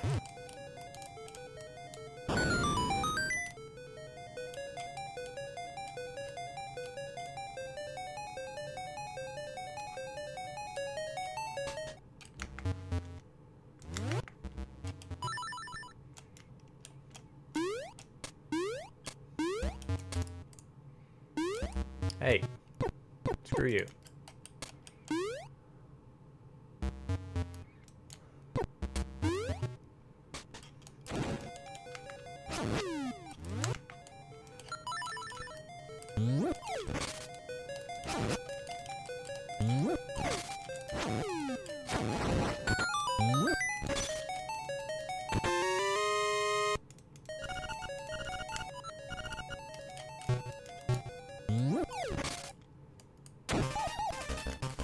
Oh yeah, and you do refight most of the mini-bosses in the game in this dungeon.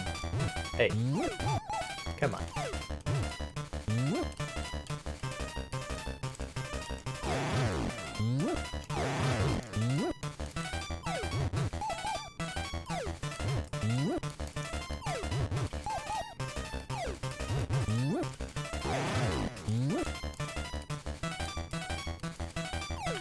Wow, I suck at this, don't I?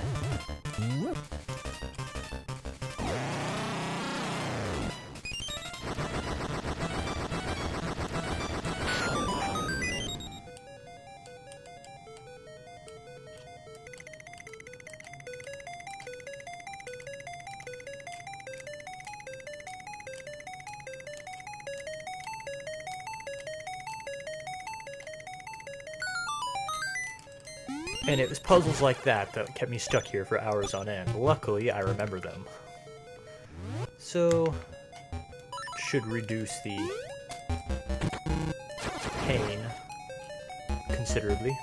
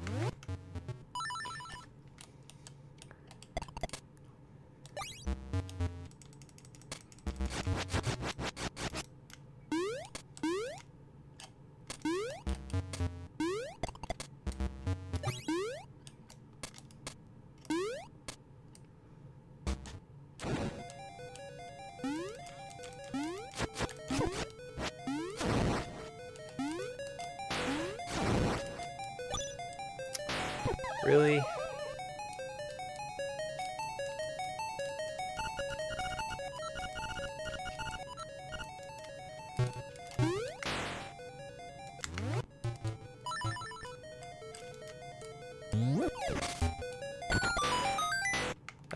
back here.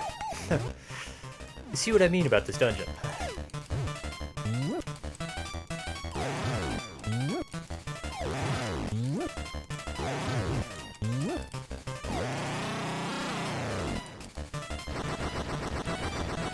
It's got passages everywhere that lead you in circles.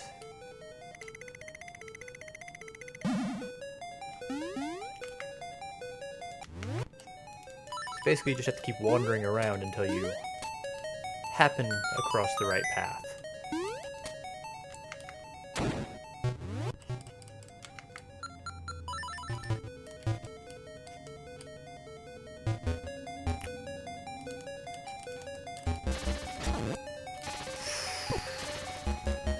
Oh. And there's this bastard. Who there's really no decent way to kill him until you get the dungeon item. There we go.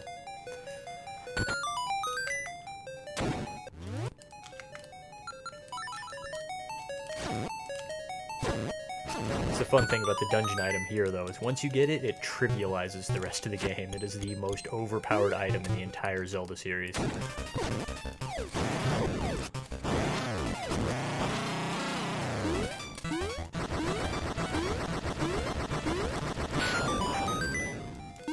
Come on.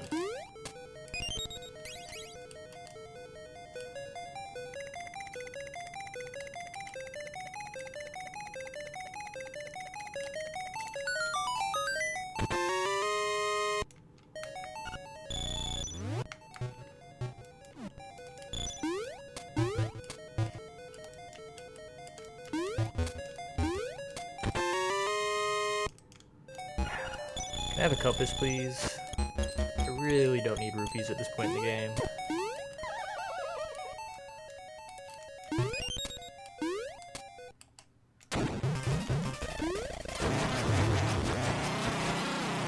The level 2 sword is OP.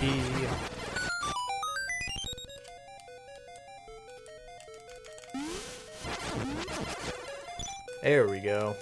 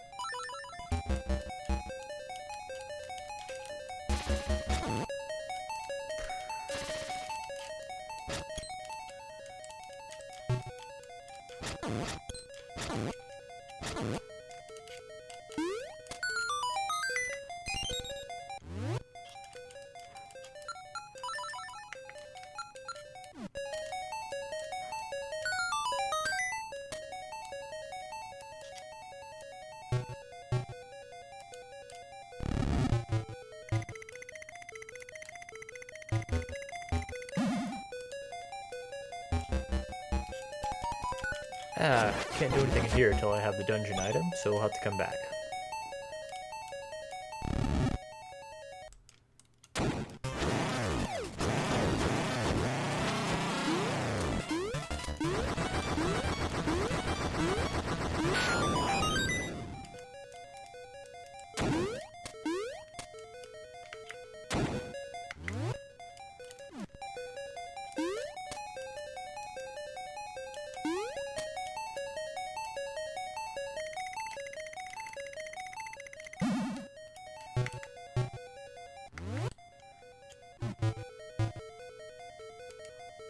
Did I go down here? Yes, I did. Okay.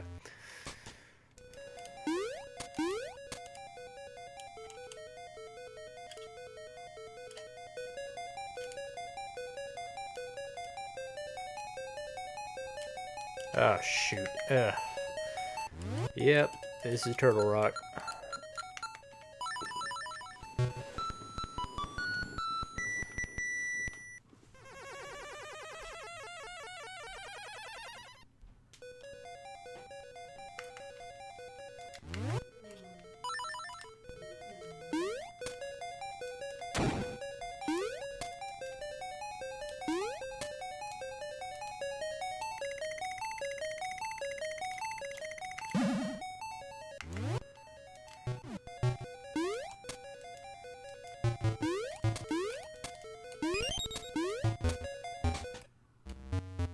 Need the dungeon item in there too.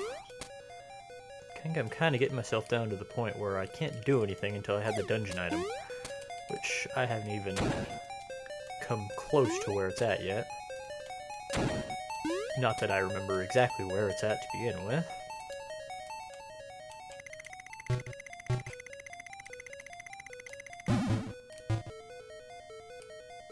Same deal. Oh boy.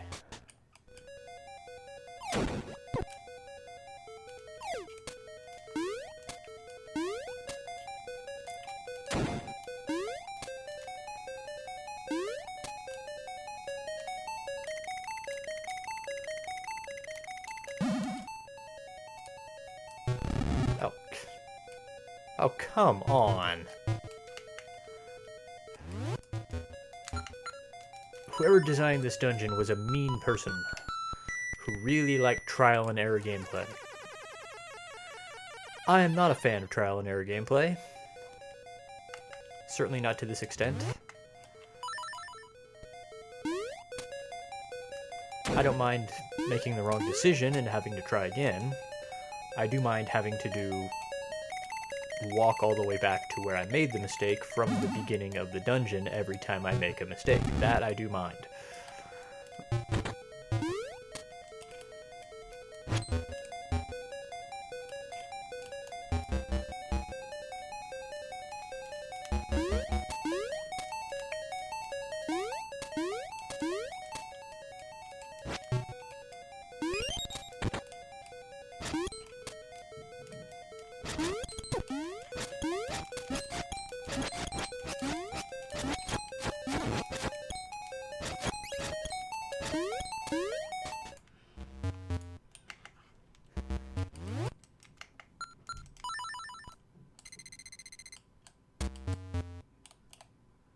Hey. Not cool. Where am I now? Oh wow, clear up there. Hello. That doesn't help me any.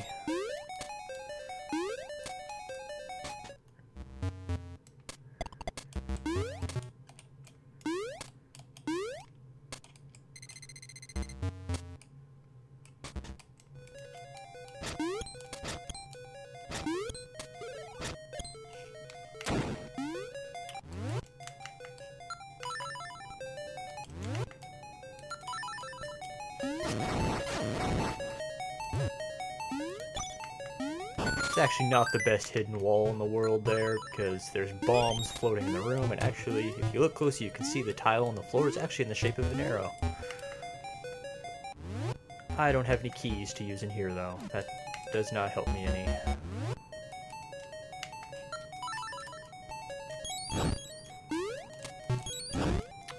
Alright. I'll come back.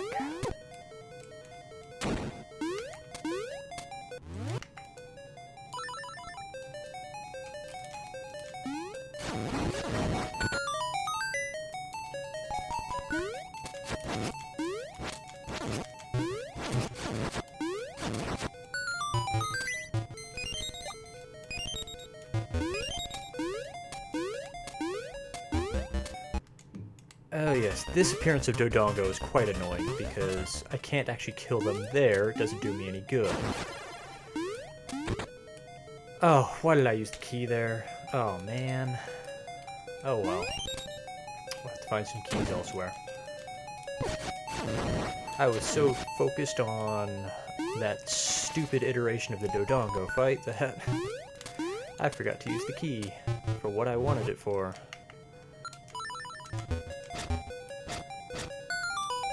Okay, now I can get through that block back there.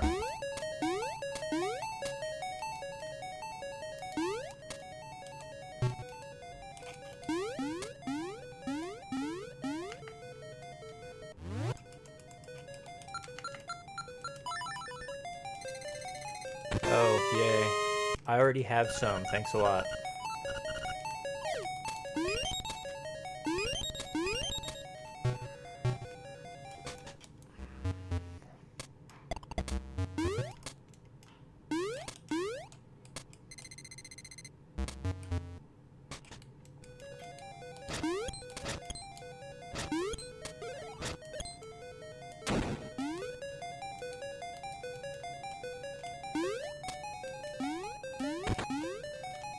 Oh, shoot.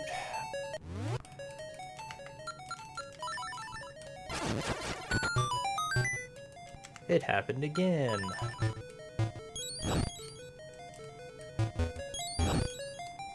Oh, wow. Okay, I need a lot of keys.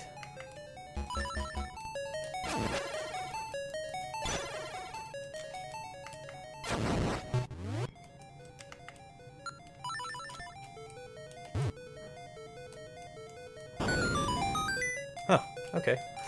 That's handy.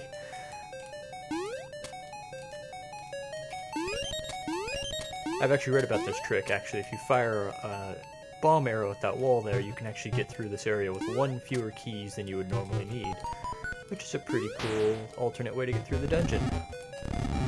I don't know if that's even intended, but it's possible to do it that way.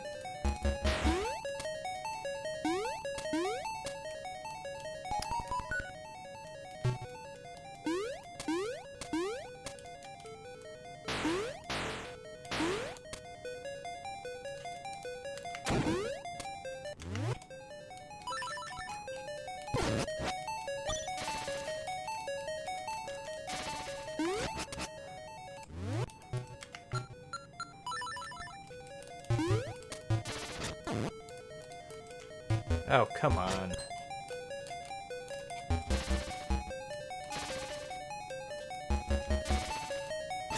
Fight me.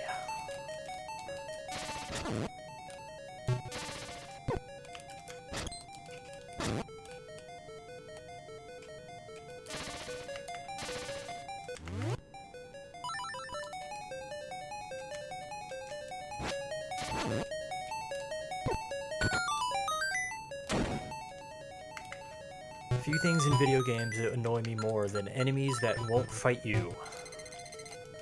Oh, that was a waste of time.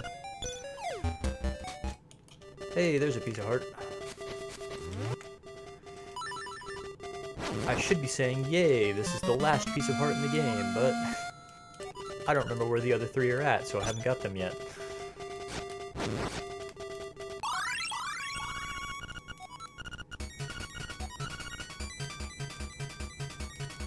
And for some reason they give you this warp point, which is completely worthless except to use to get in and out of this dungeon.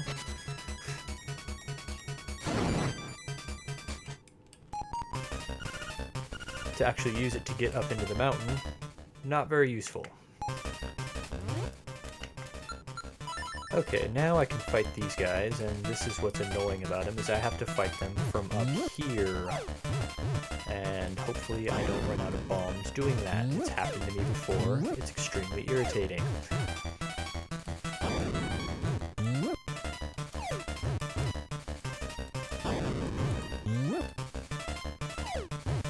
These guys are annoying enough to fight when you can actually stand next to them to fight them, but when you've got to stand on a balcony above them and throw bombs down at them, I would go so far as to say this is the most irritating part of the game right here.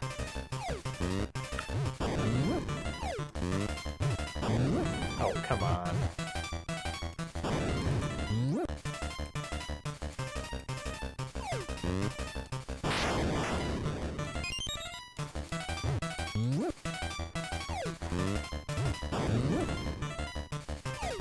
There we go.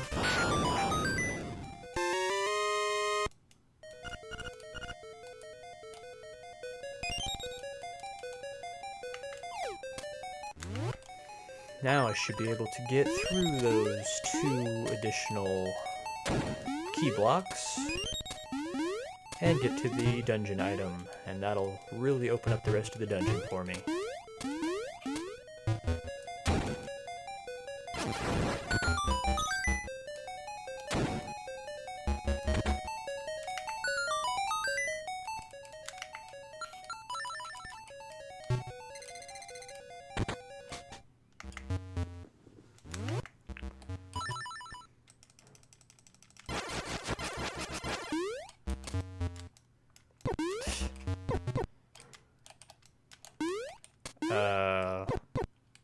Okay.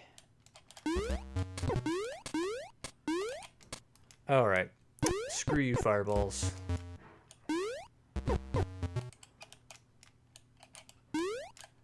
Oh, wow.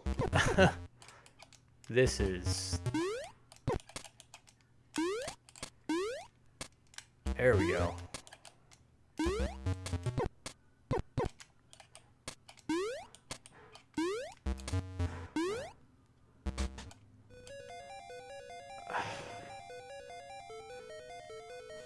Kill me. Just punch me right in the face. Oh my god. Oh, I see. All is well.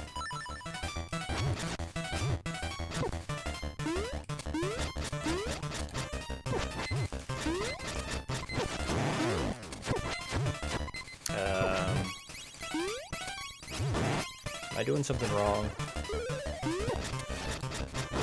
There we go.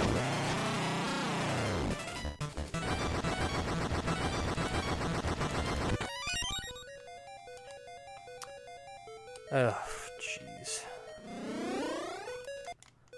Okay, I have no idea where I go to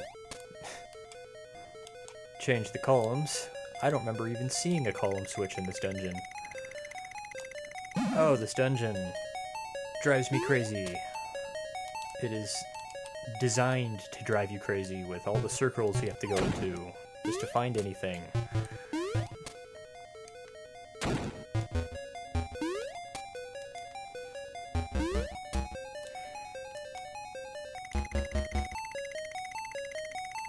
Where was there even a switch? I have no memory of a single switch in this entire dungeon.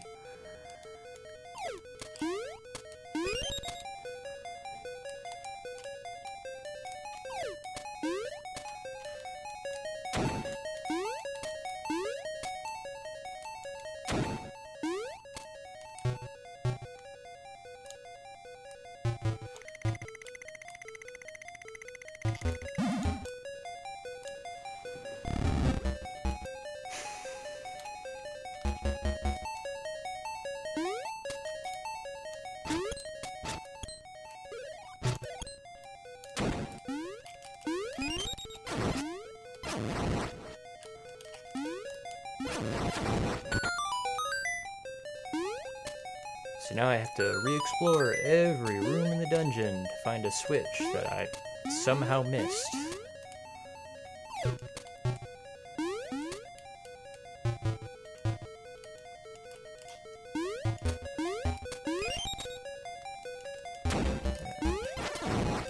I remain pretty damn confident I never even saw the thing.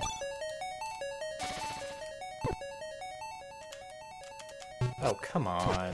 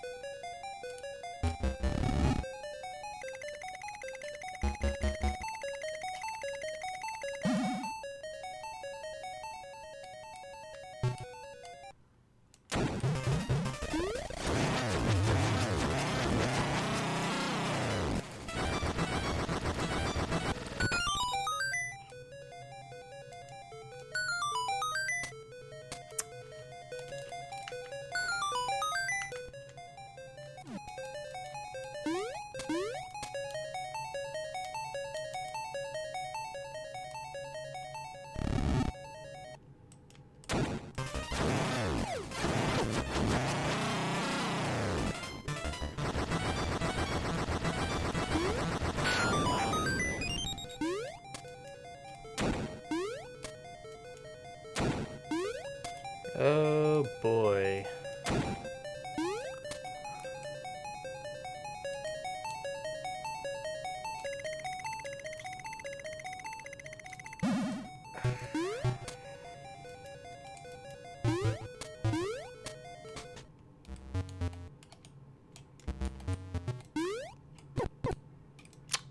I don't remember the platforming in this being so finicky.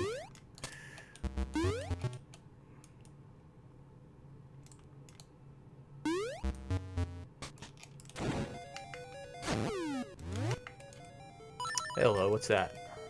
There's a big empty room there.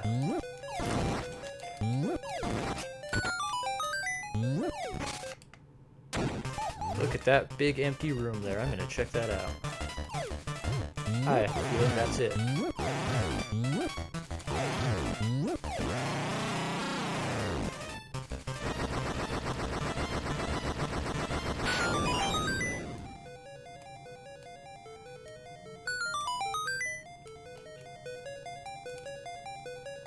Oh, of course.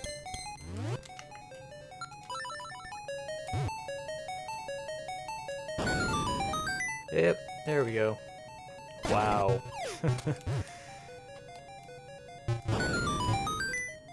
Oh, really? Okay.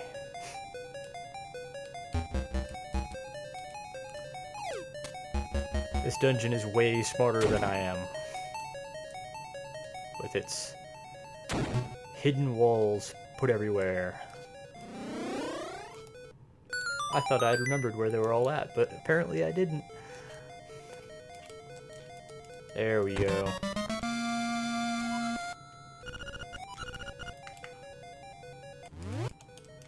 Now nothing can stand in my way. I have the magic rod.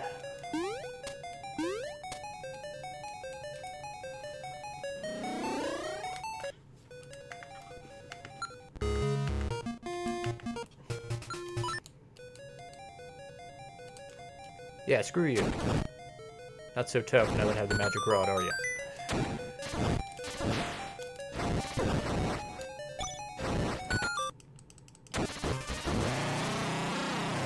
You see what I mean, right? It is the most overpowered item in the entire Zelda series. To comical levels.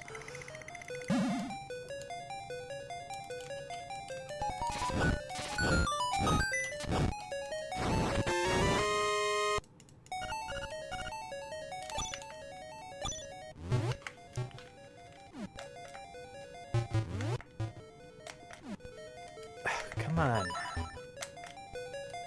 Thank you.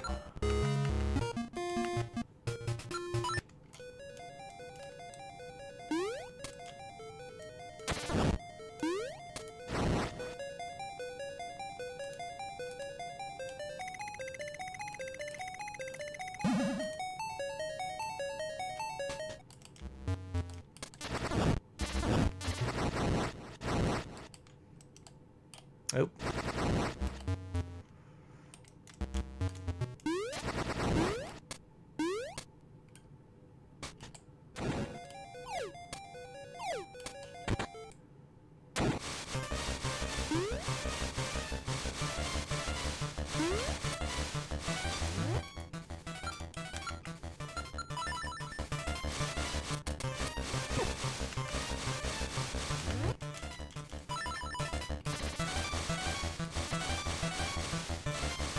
Okay, that's not gonna work.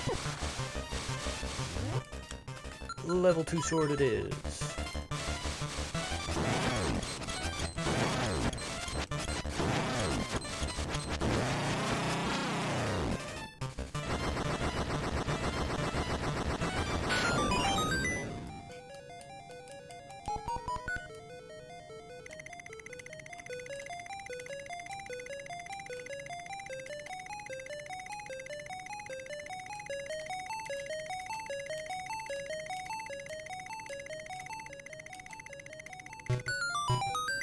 Okay, let's go beat this thing.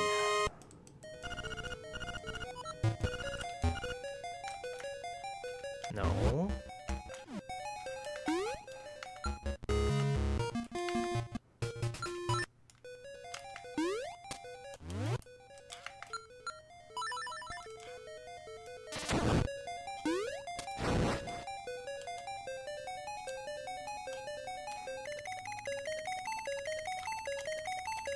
You know, I don't even remember what the boss in here is.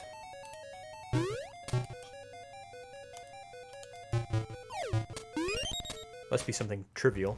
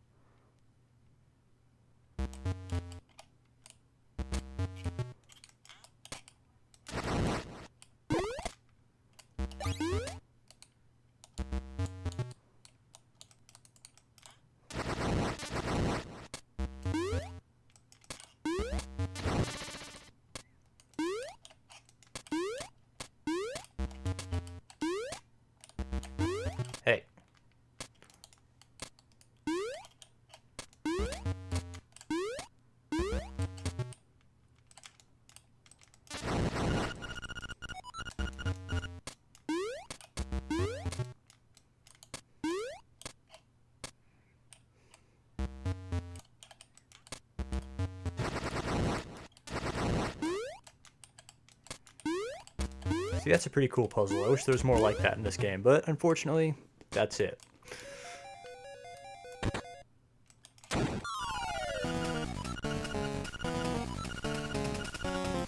Oh yeah, this guy. Hothead, I think he's called. Which, for some reason, he's vulnerable to the fire rod. I guess it actually is, it's the magic rod. I'm just assuming it's fire because, you know, it lights torches on fire and appears to light enemies on fire.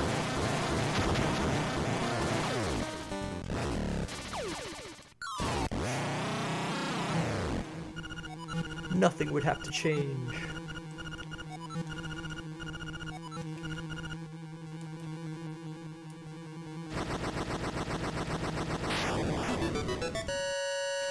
All right.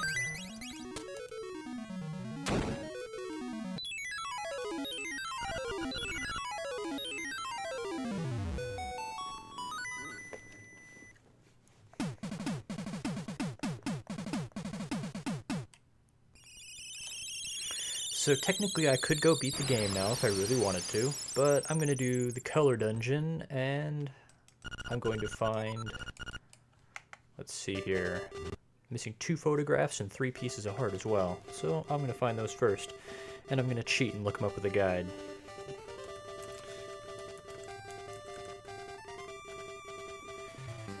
You don't like it? Deal with it. I'd rather not spend the next week wandering around this game trying to find things.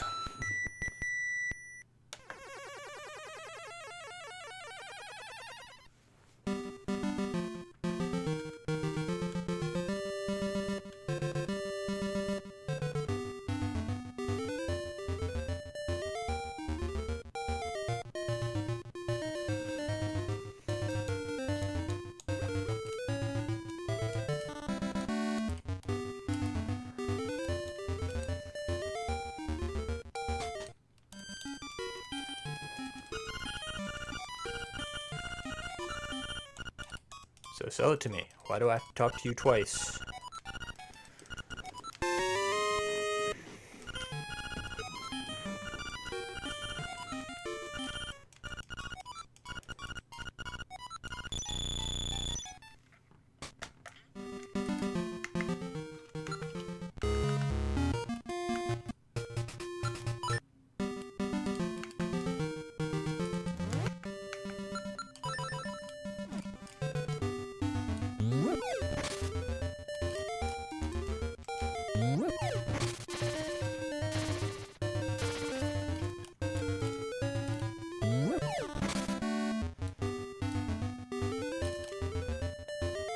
Okay, so I guess one of the heart pieces is in here, in a cave that I dismissed as only containing rupees, which was clearly very premature.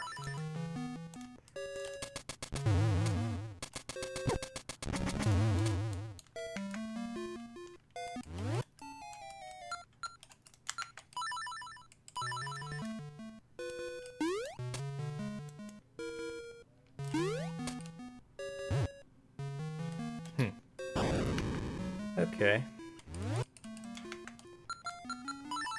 Oh, right there. Of course. I honestly never would have found that. Which is why I have no shame at looking at a guide. I never would have found that. Upon being suggested to me that I would have to go through the entire game tapping every single wall with my sword, I would have said, screw that, I will just look for a guide. Okay, where's the next one at?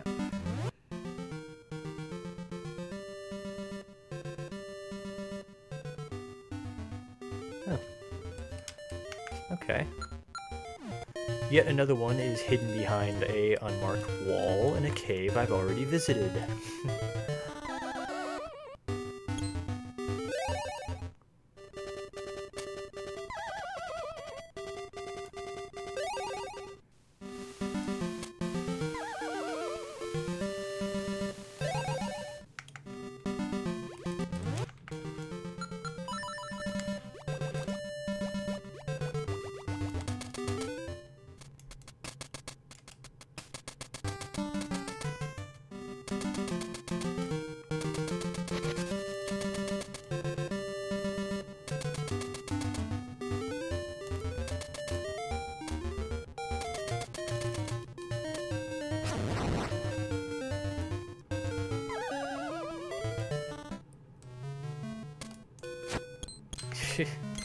This unmarked wall thing, they went a little excessive on it, I think.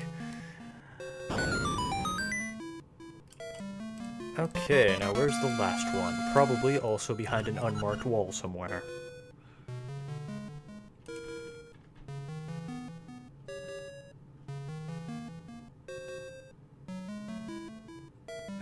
No. This one is underwater in a completely arbitrary location. Okay.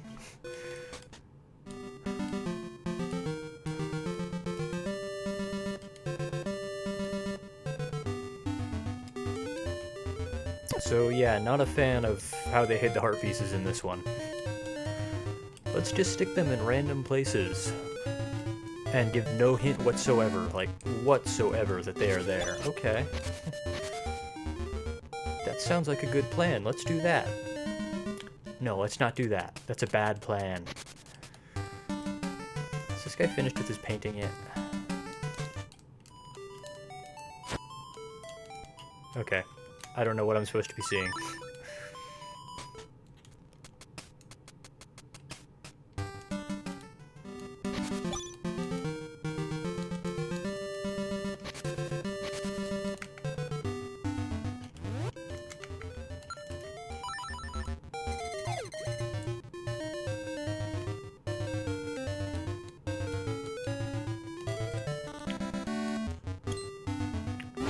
Basically, to find these 3 heart pieces that I did not know the locations of, I would have to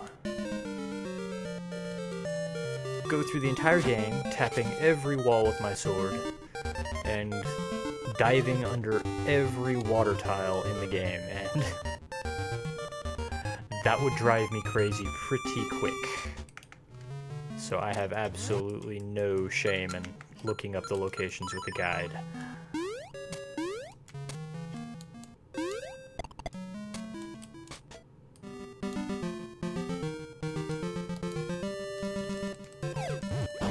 Especially this one, which is in a place I would never think to look.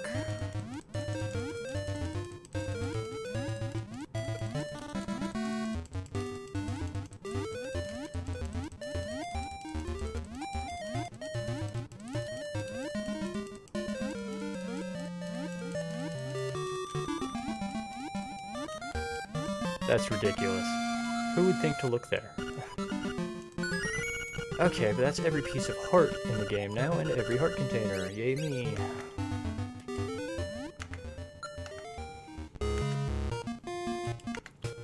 Now, the photographs.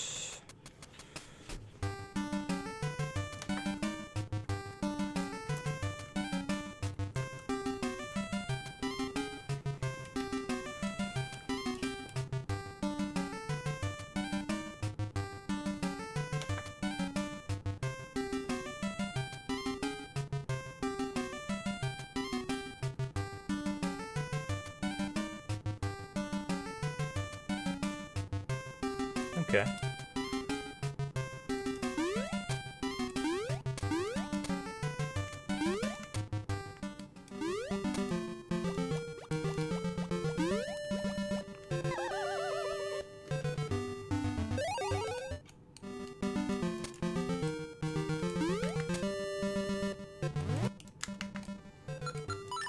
This one involves Old Man Olrira, which I basically did not bother talking to him the whole game, because I already knew where to go.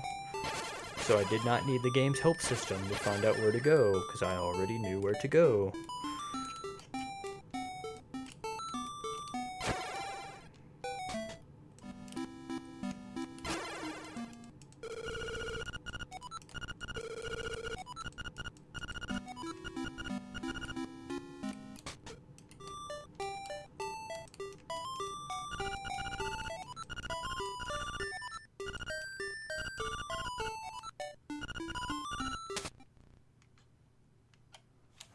Okay, and the next one.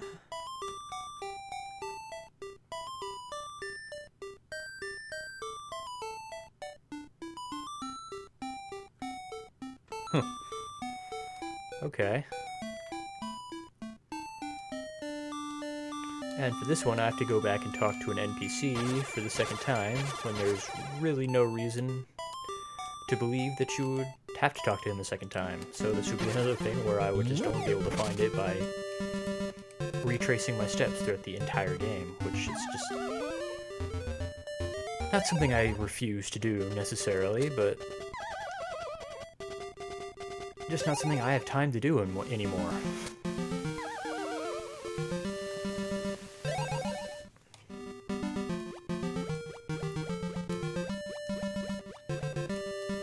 I've got other games I want to be playing. I've got a job. I've got a pathetic job, but I've got a job.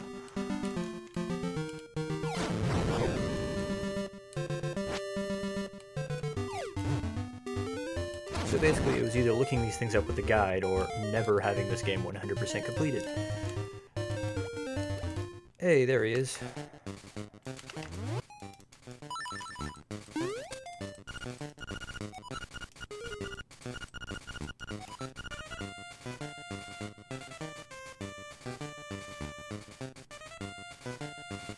Oh, that's gotta hurt. Ouch.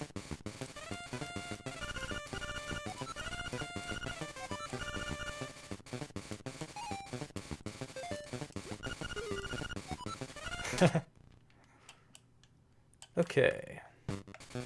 Yep, there we go. Now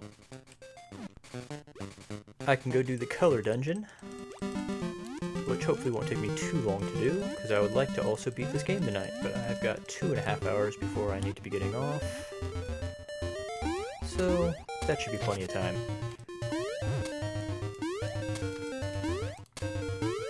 That was my goal, was to have this game beaten in the month of February, and I've left it really late.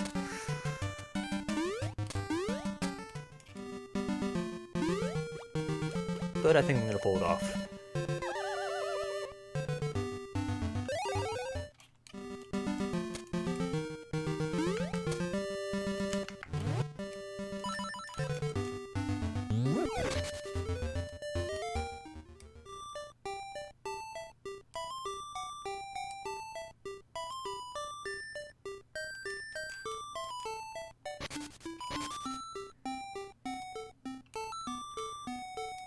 Okay.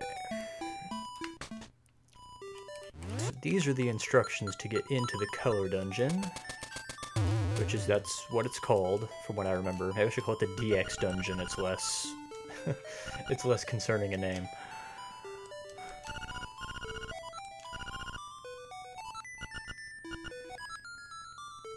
Okay, I need to write this down because I'm never going to remember it.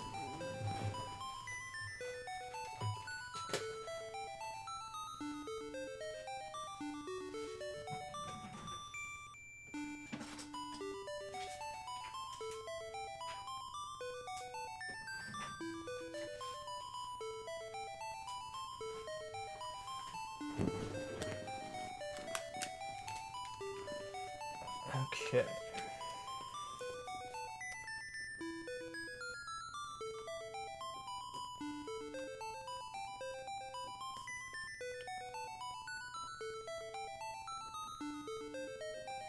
Remember the days in video games when you actually had to write things down to remember them?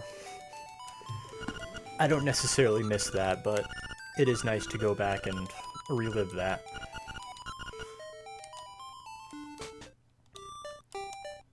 Oh, what the hell, since I'm here.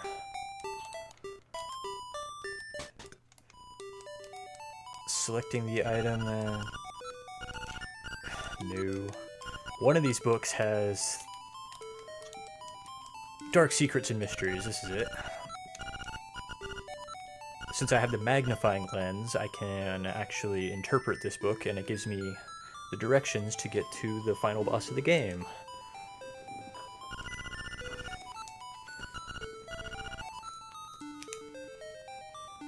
Left, up, right, up, left, up, right, up.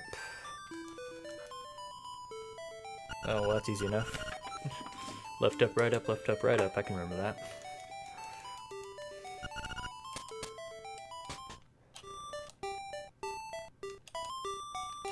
Oh yeah.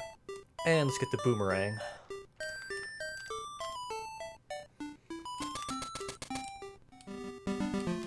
Now that I know for certain I no longer need the shovel, I can go get the boomerang.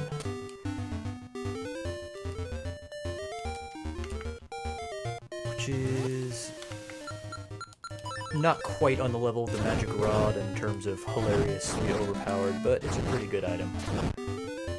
And it's useful against the final boss.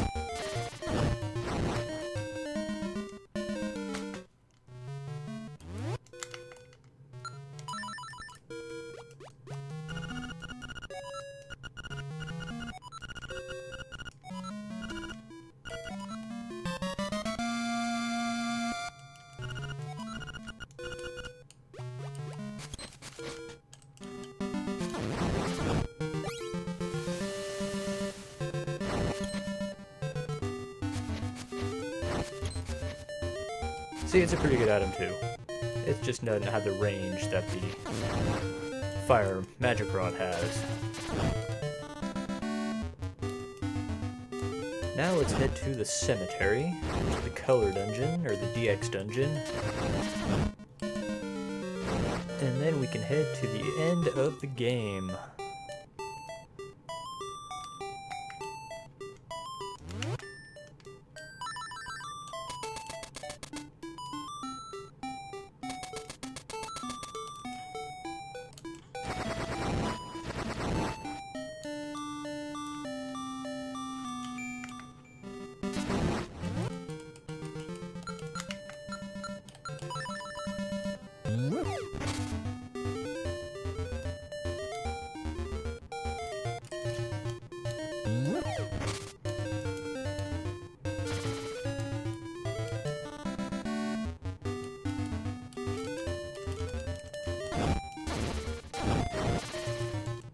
Okay, something to do with these tombstones.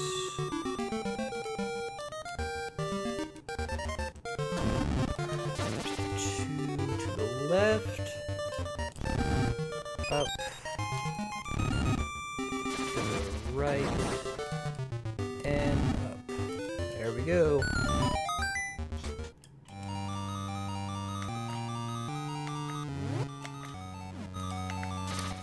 Now this is going to be really rough because I literally haven't done this since middle school, so I remember almost nothing about this.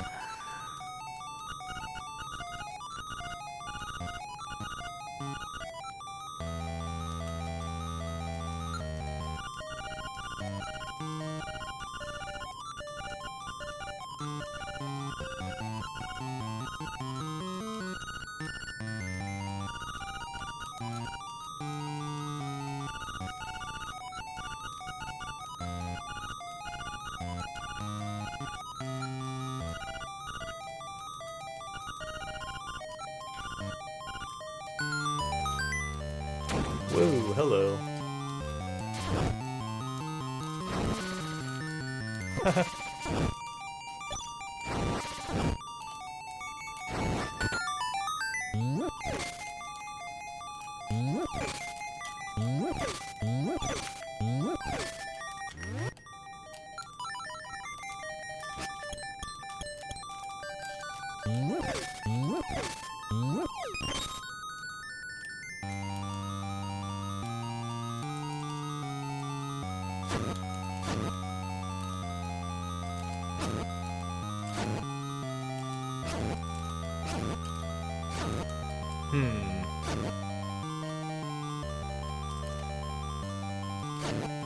There we go.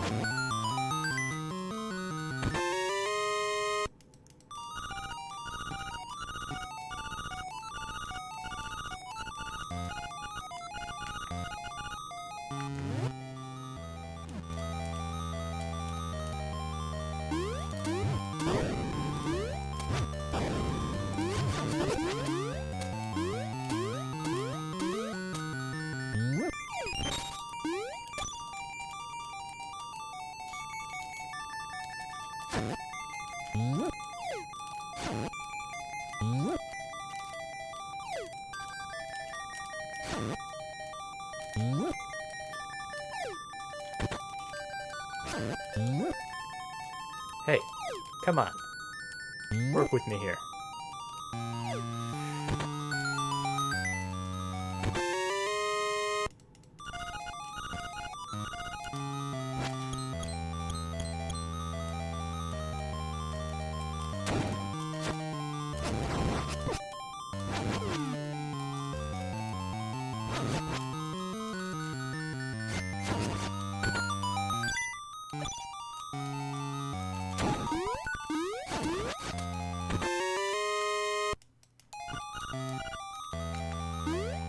Well, this dungeon is pretty straightforward so far.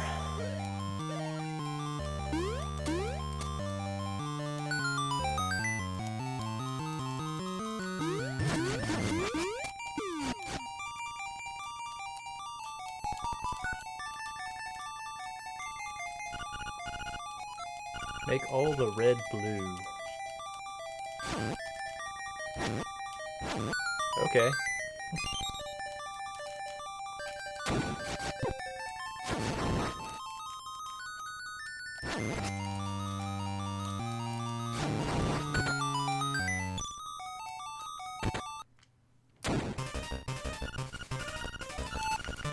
Okay, I'll use something else then. Uh-oh.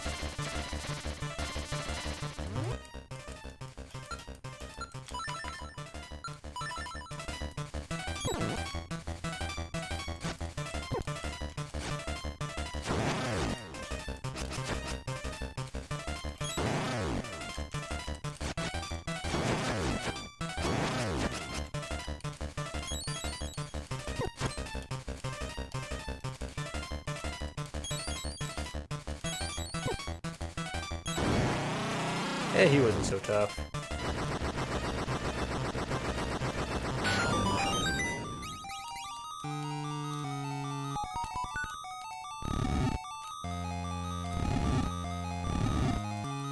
Okay, so that was the boss key behind the oldest block pushing puzzle in the Zelda playbook.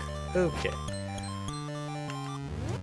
Not real blown away by this dungeon, gotta say.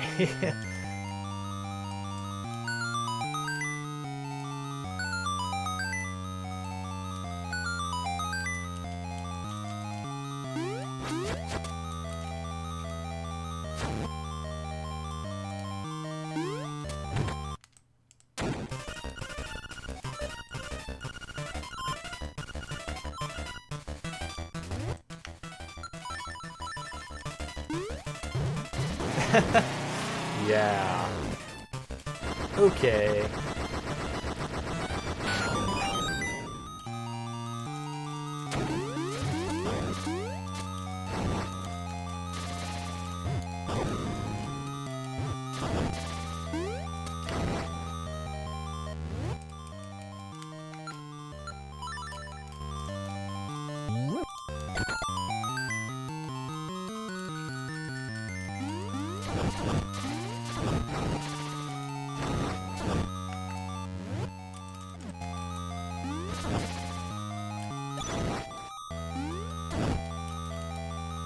And this should be the dungeon map. Yep. Yeah, not real blown away by this dungeon at all.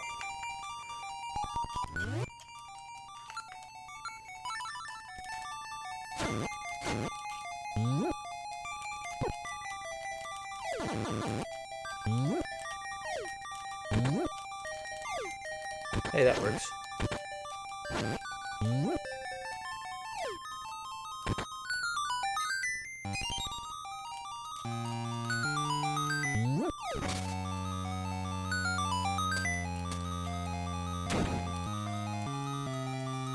Make all the red blue. Okay. Seem to be kind of favoring the blue switches here.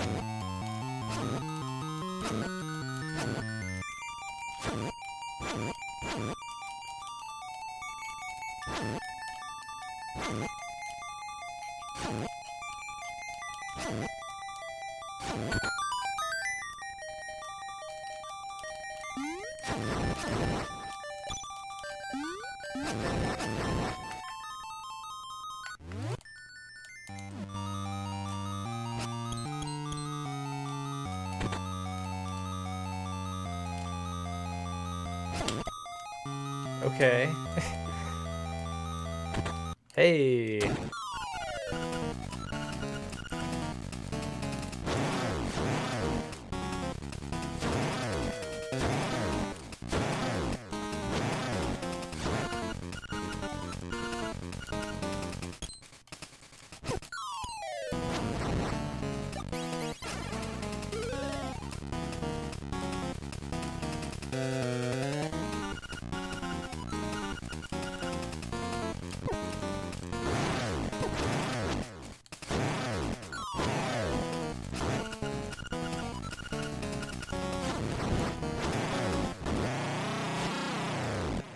I didn't want to take my time, and I guess that was the right call. Okay. Here's the Great Fairy.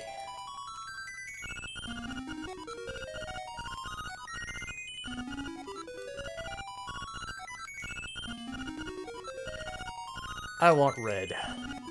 Yes.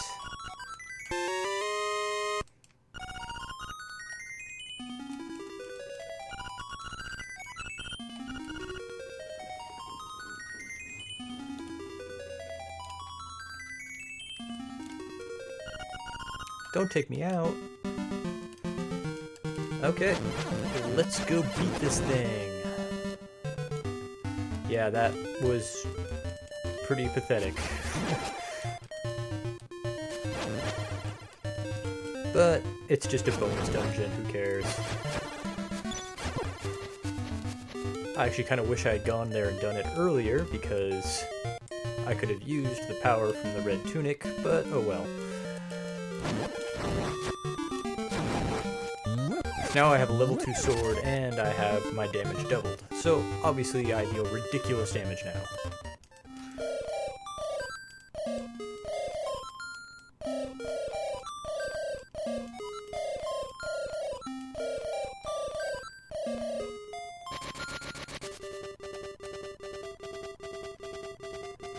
And this is a really cool little sequence here.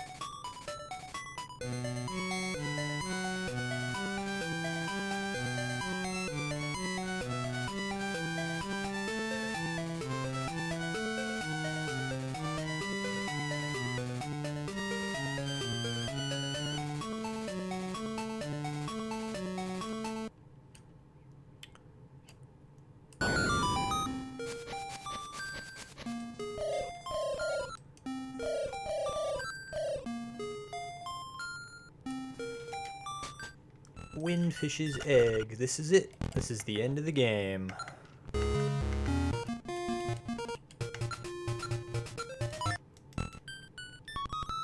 I didn't mean to do that.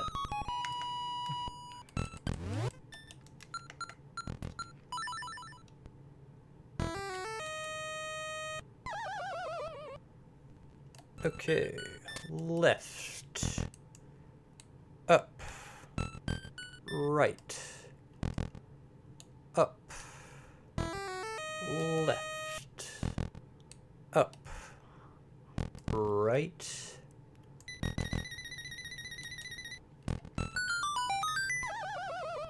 and that is the last dungeon. You see why I don't consider that a dungeon. If the windfish doesn't wake up, this island will never disappear.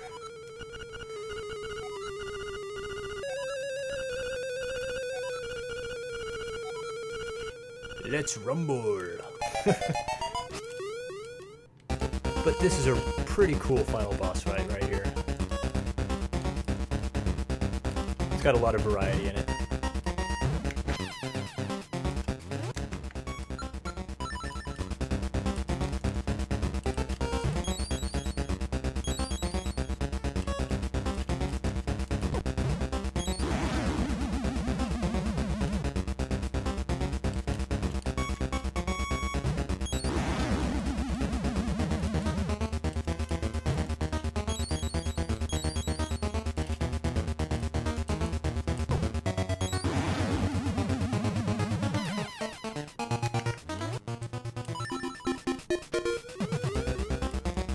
Hey, look at that. You know who that is, right?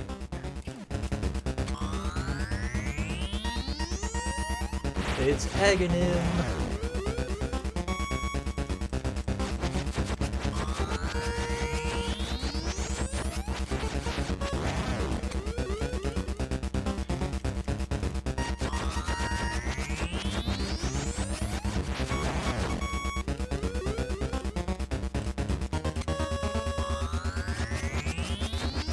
Ow. Screw you.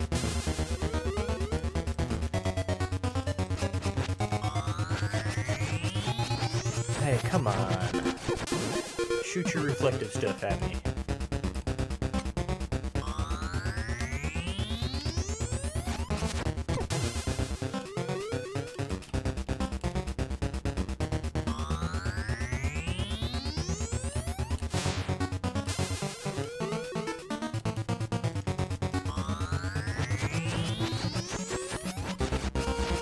There we go.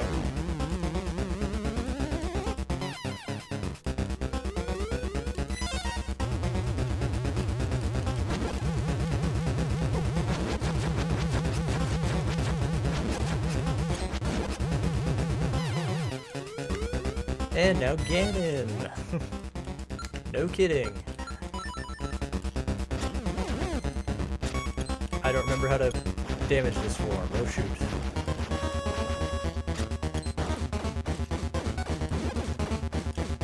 Uh-oh. This could be a problem.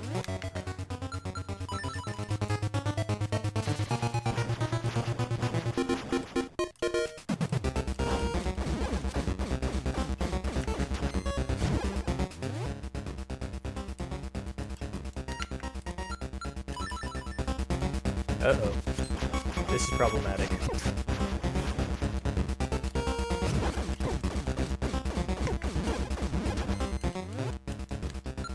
I have no memory of how to damage this form.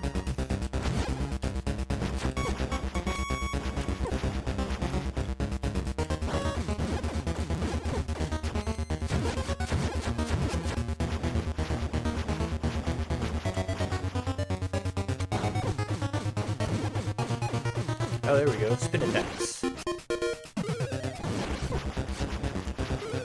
It's kind of odd that regular sword attacks don't work, but spin attacks do, but whatever.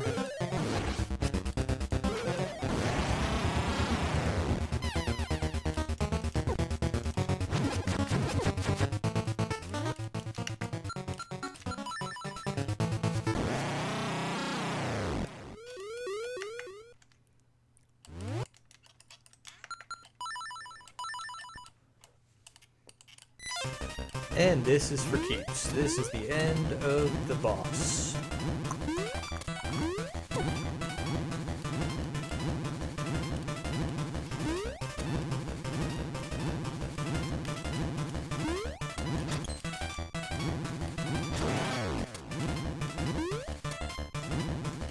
Hey. Hey. I have medicine, don't I? Yes, I do. Okay.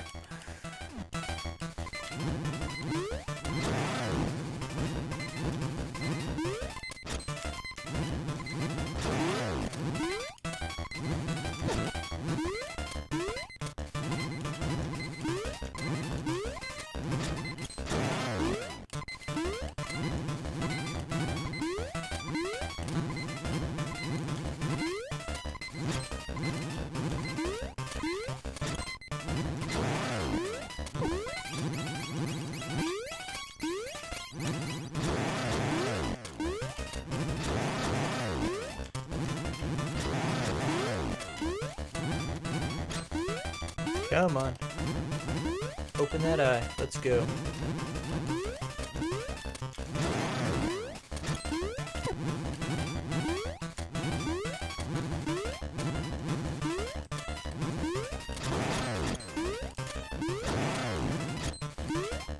There we go. And that is Link's Awakening fully completed.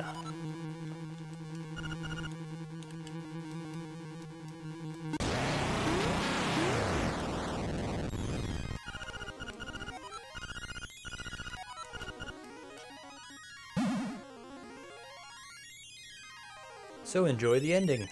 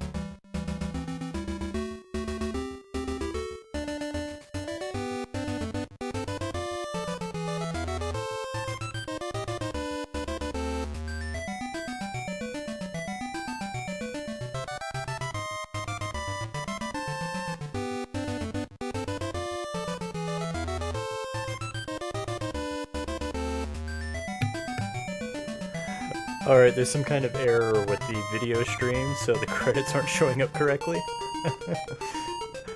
On the screen, they're really flickering, and on my video capture, it's just showing certain letters. I'm really not sure what's happening right now. So, if you really cared who made the game, sorry about that. Look at Wikipedia. But I should have gotten the golden ending, where there's a little bit that comes after the credits, and you find out something that happened to Marin, but you only find out what happens to her if you beat the whole game without dying, which I did, so it should be coming up in a minute here.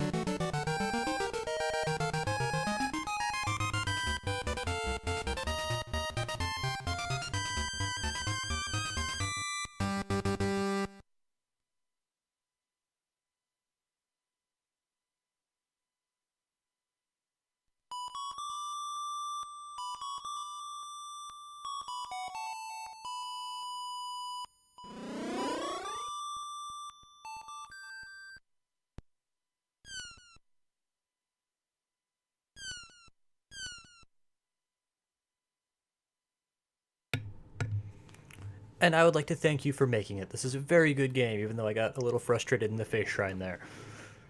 But see what happened there is Marin's wish came true. She became a seagull and got to fly out to the sea and see what is out there.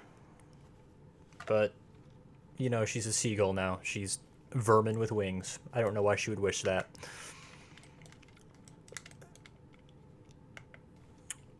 But this is one of those games where they lock you in here. I can't get off this screen now. I have to turn the game off. So I'm going to do that. We got Twilight Princess HD coming out next week, so I will be streaming that. I am going to stream the entire Zelda series, so in the month of March, I will be streaming Ocarina of Time and the Master Quest, since they are the next thing up, so this can be a lot of Zelda coming up in the month of March. I was going to stream The World Is Not Enough for Nintendo 64, but now thinking about how much Zelda I have coming up, maybe I'm not going to do that. I might need to get started on that right away. Well, I'll work out a schedule. So, thanks for watching. There will be more Zelda to come.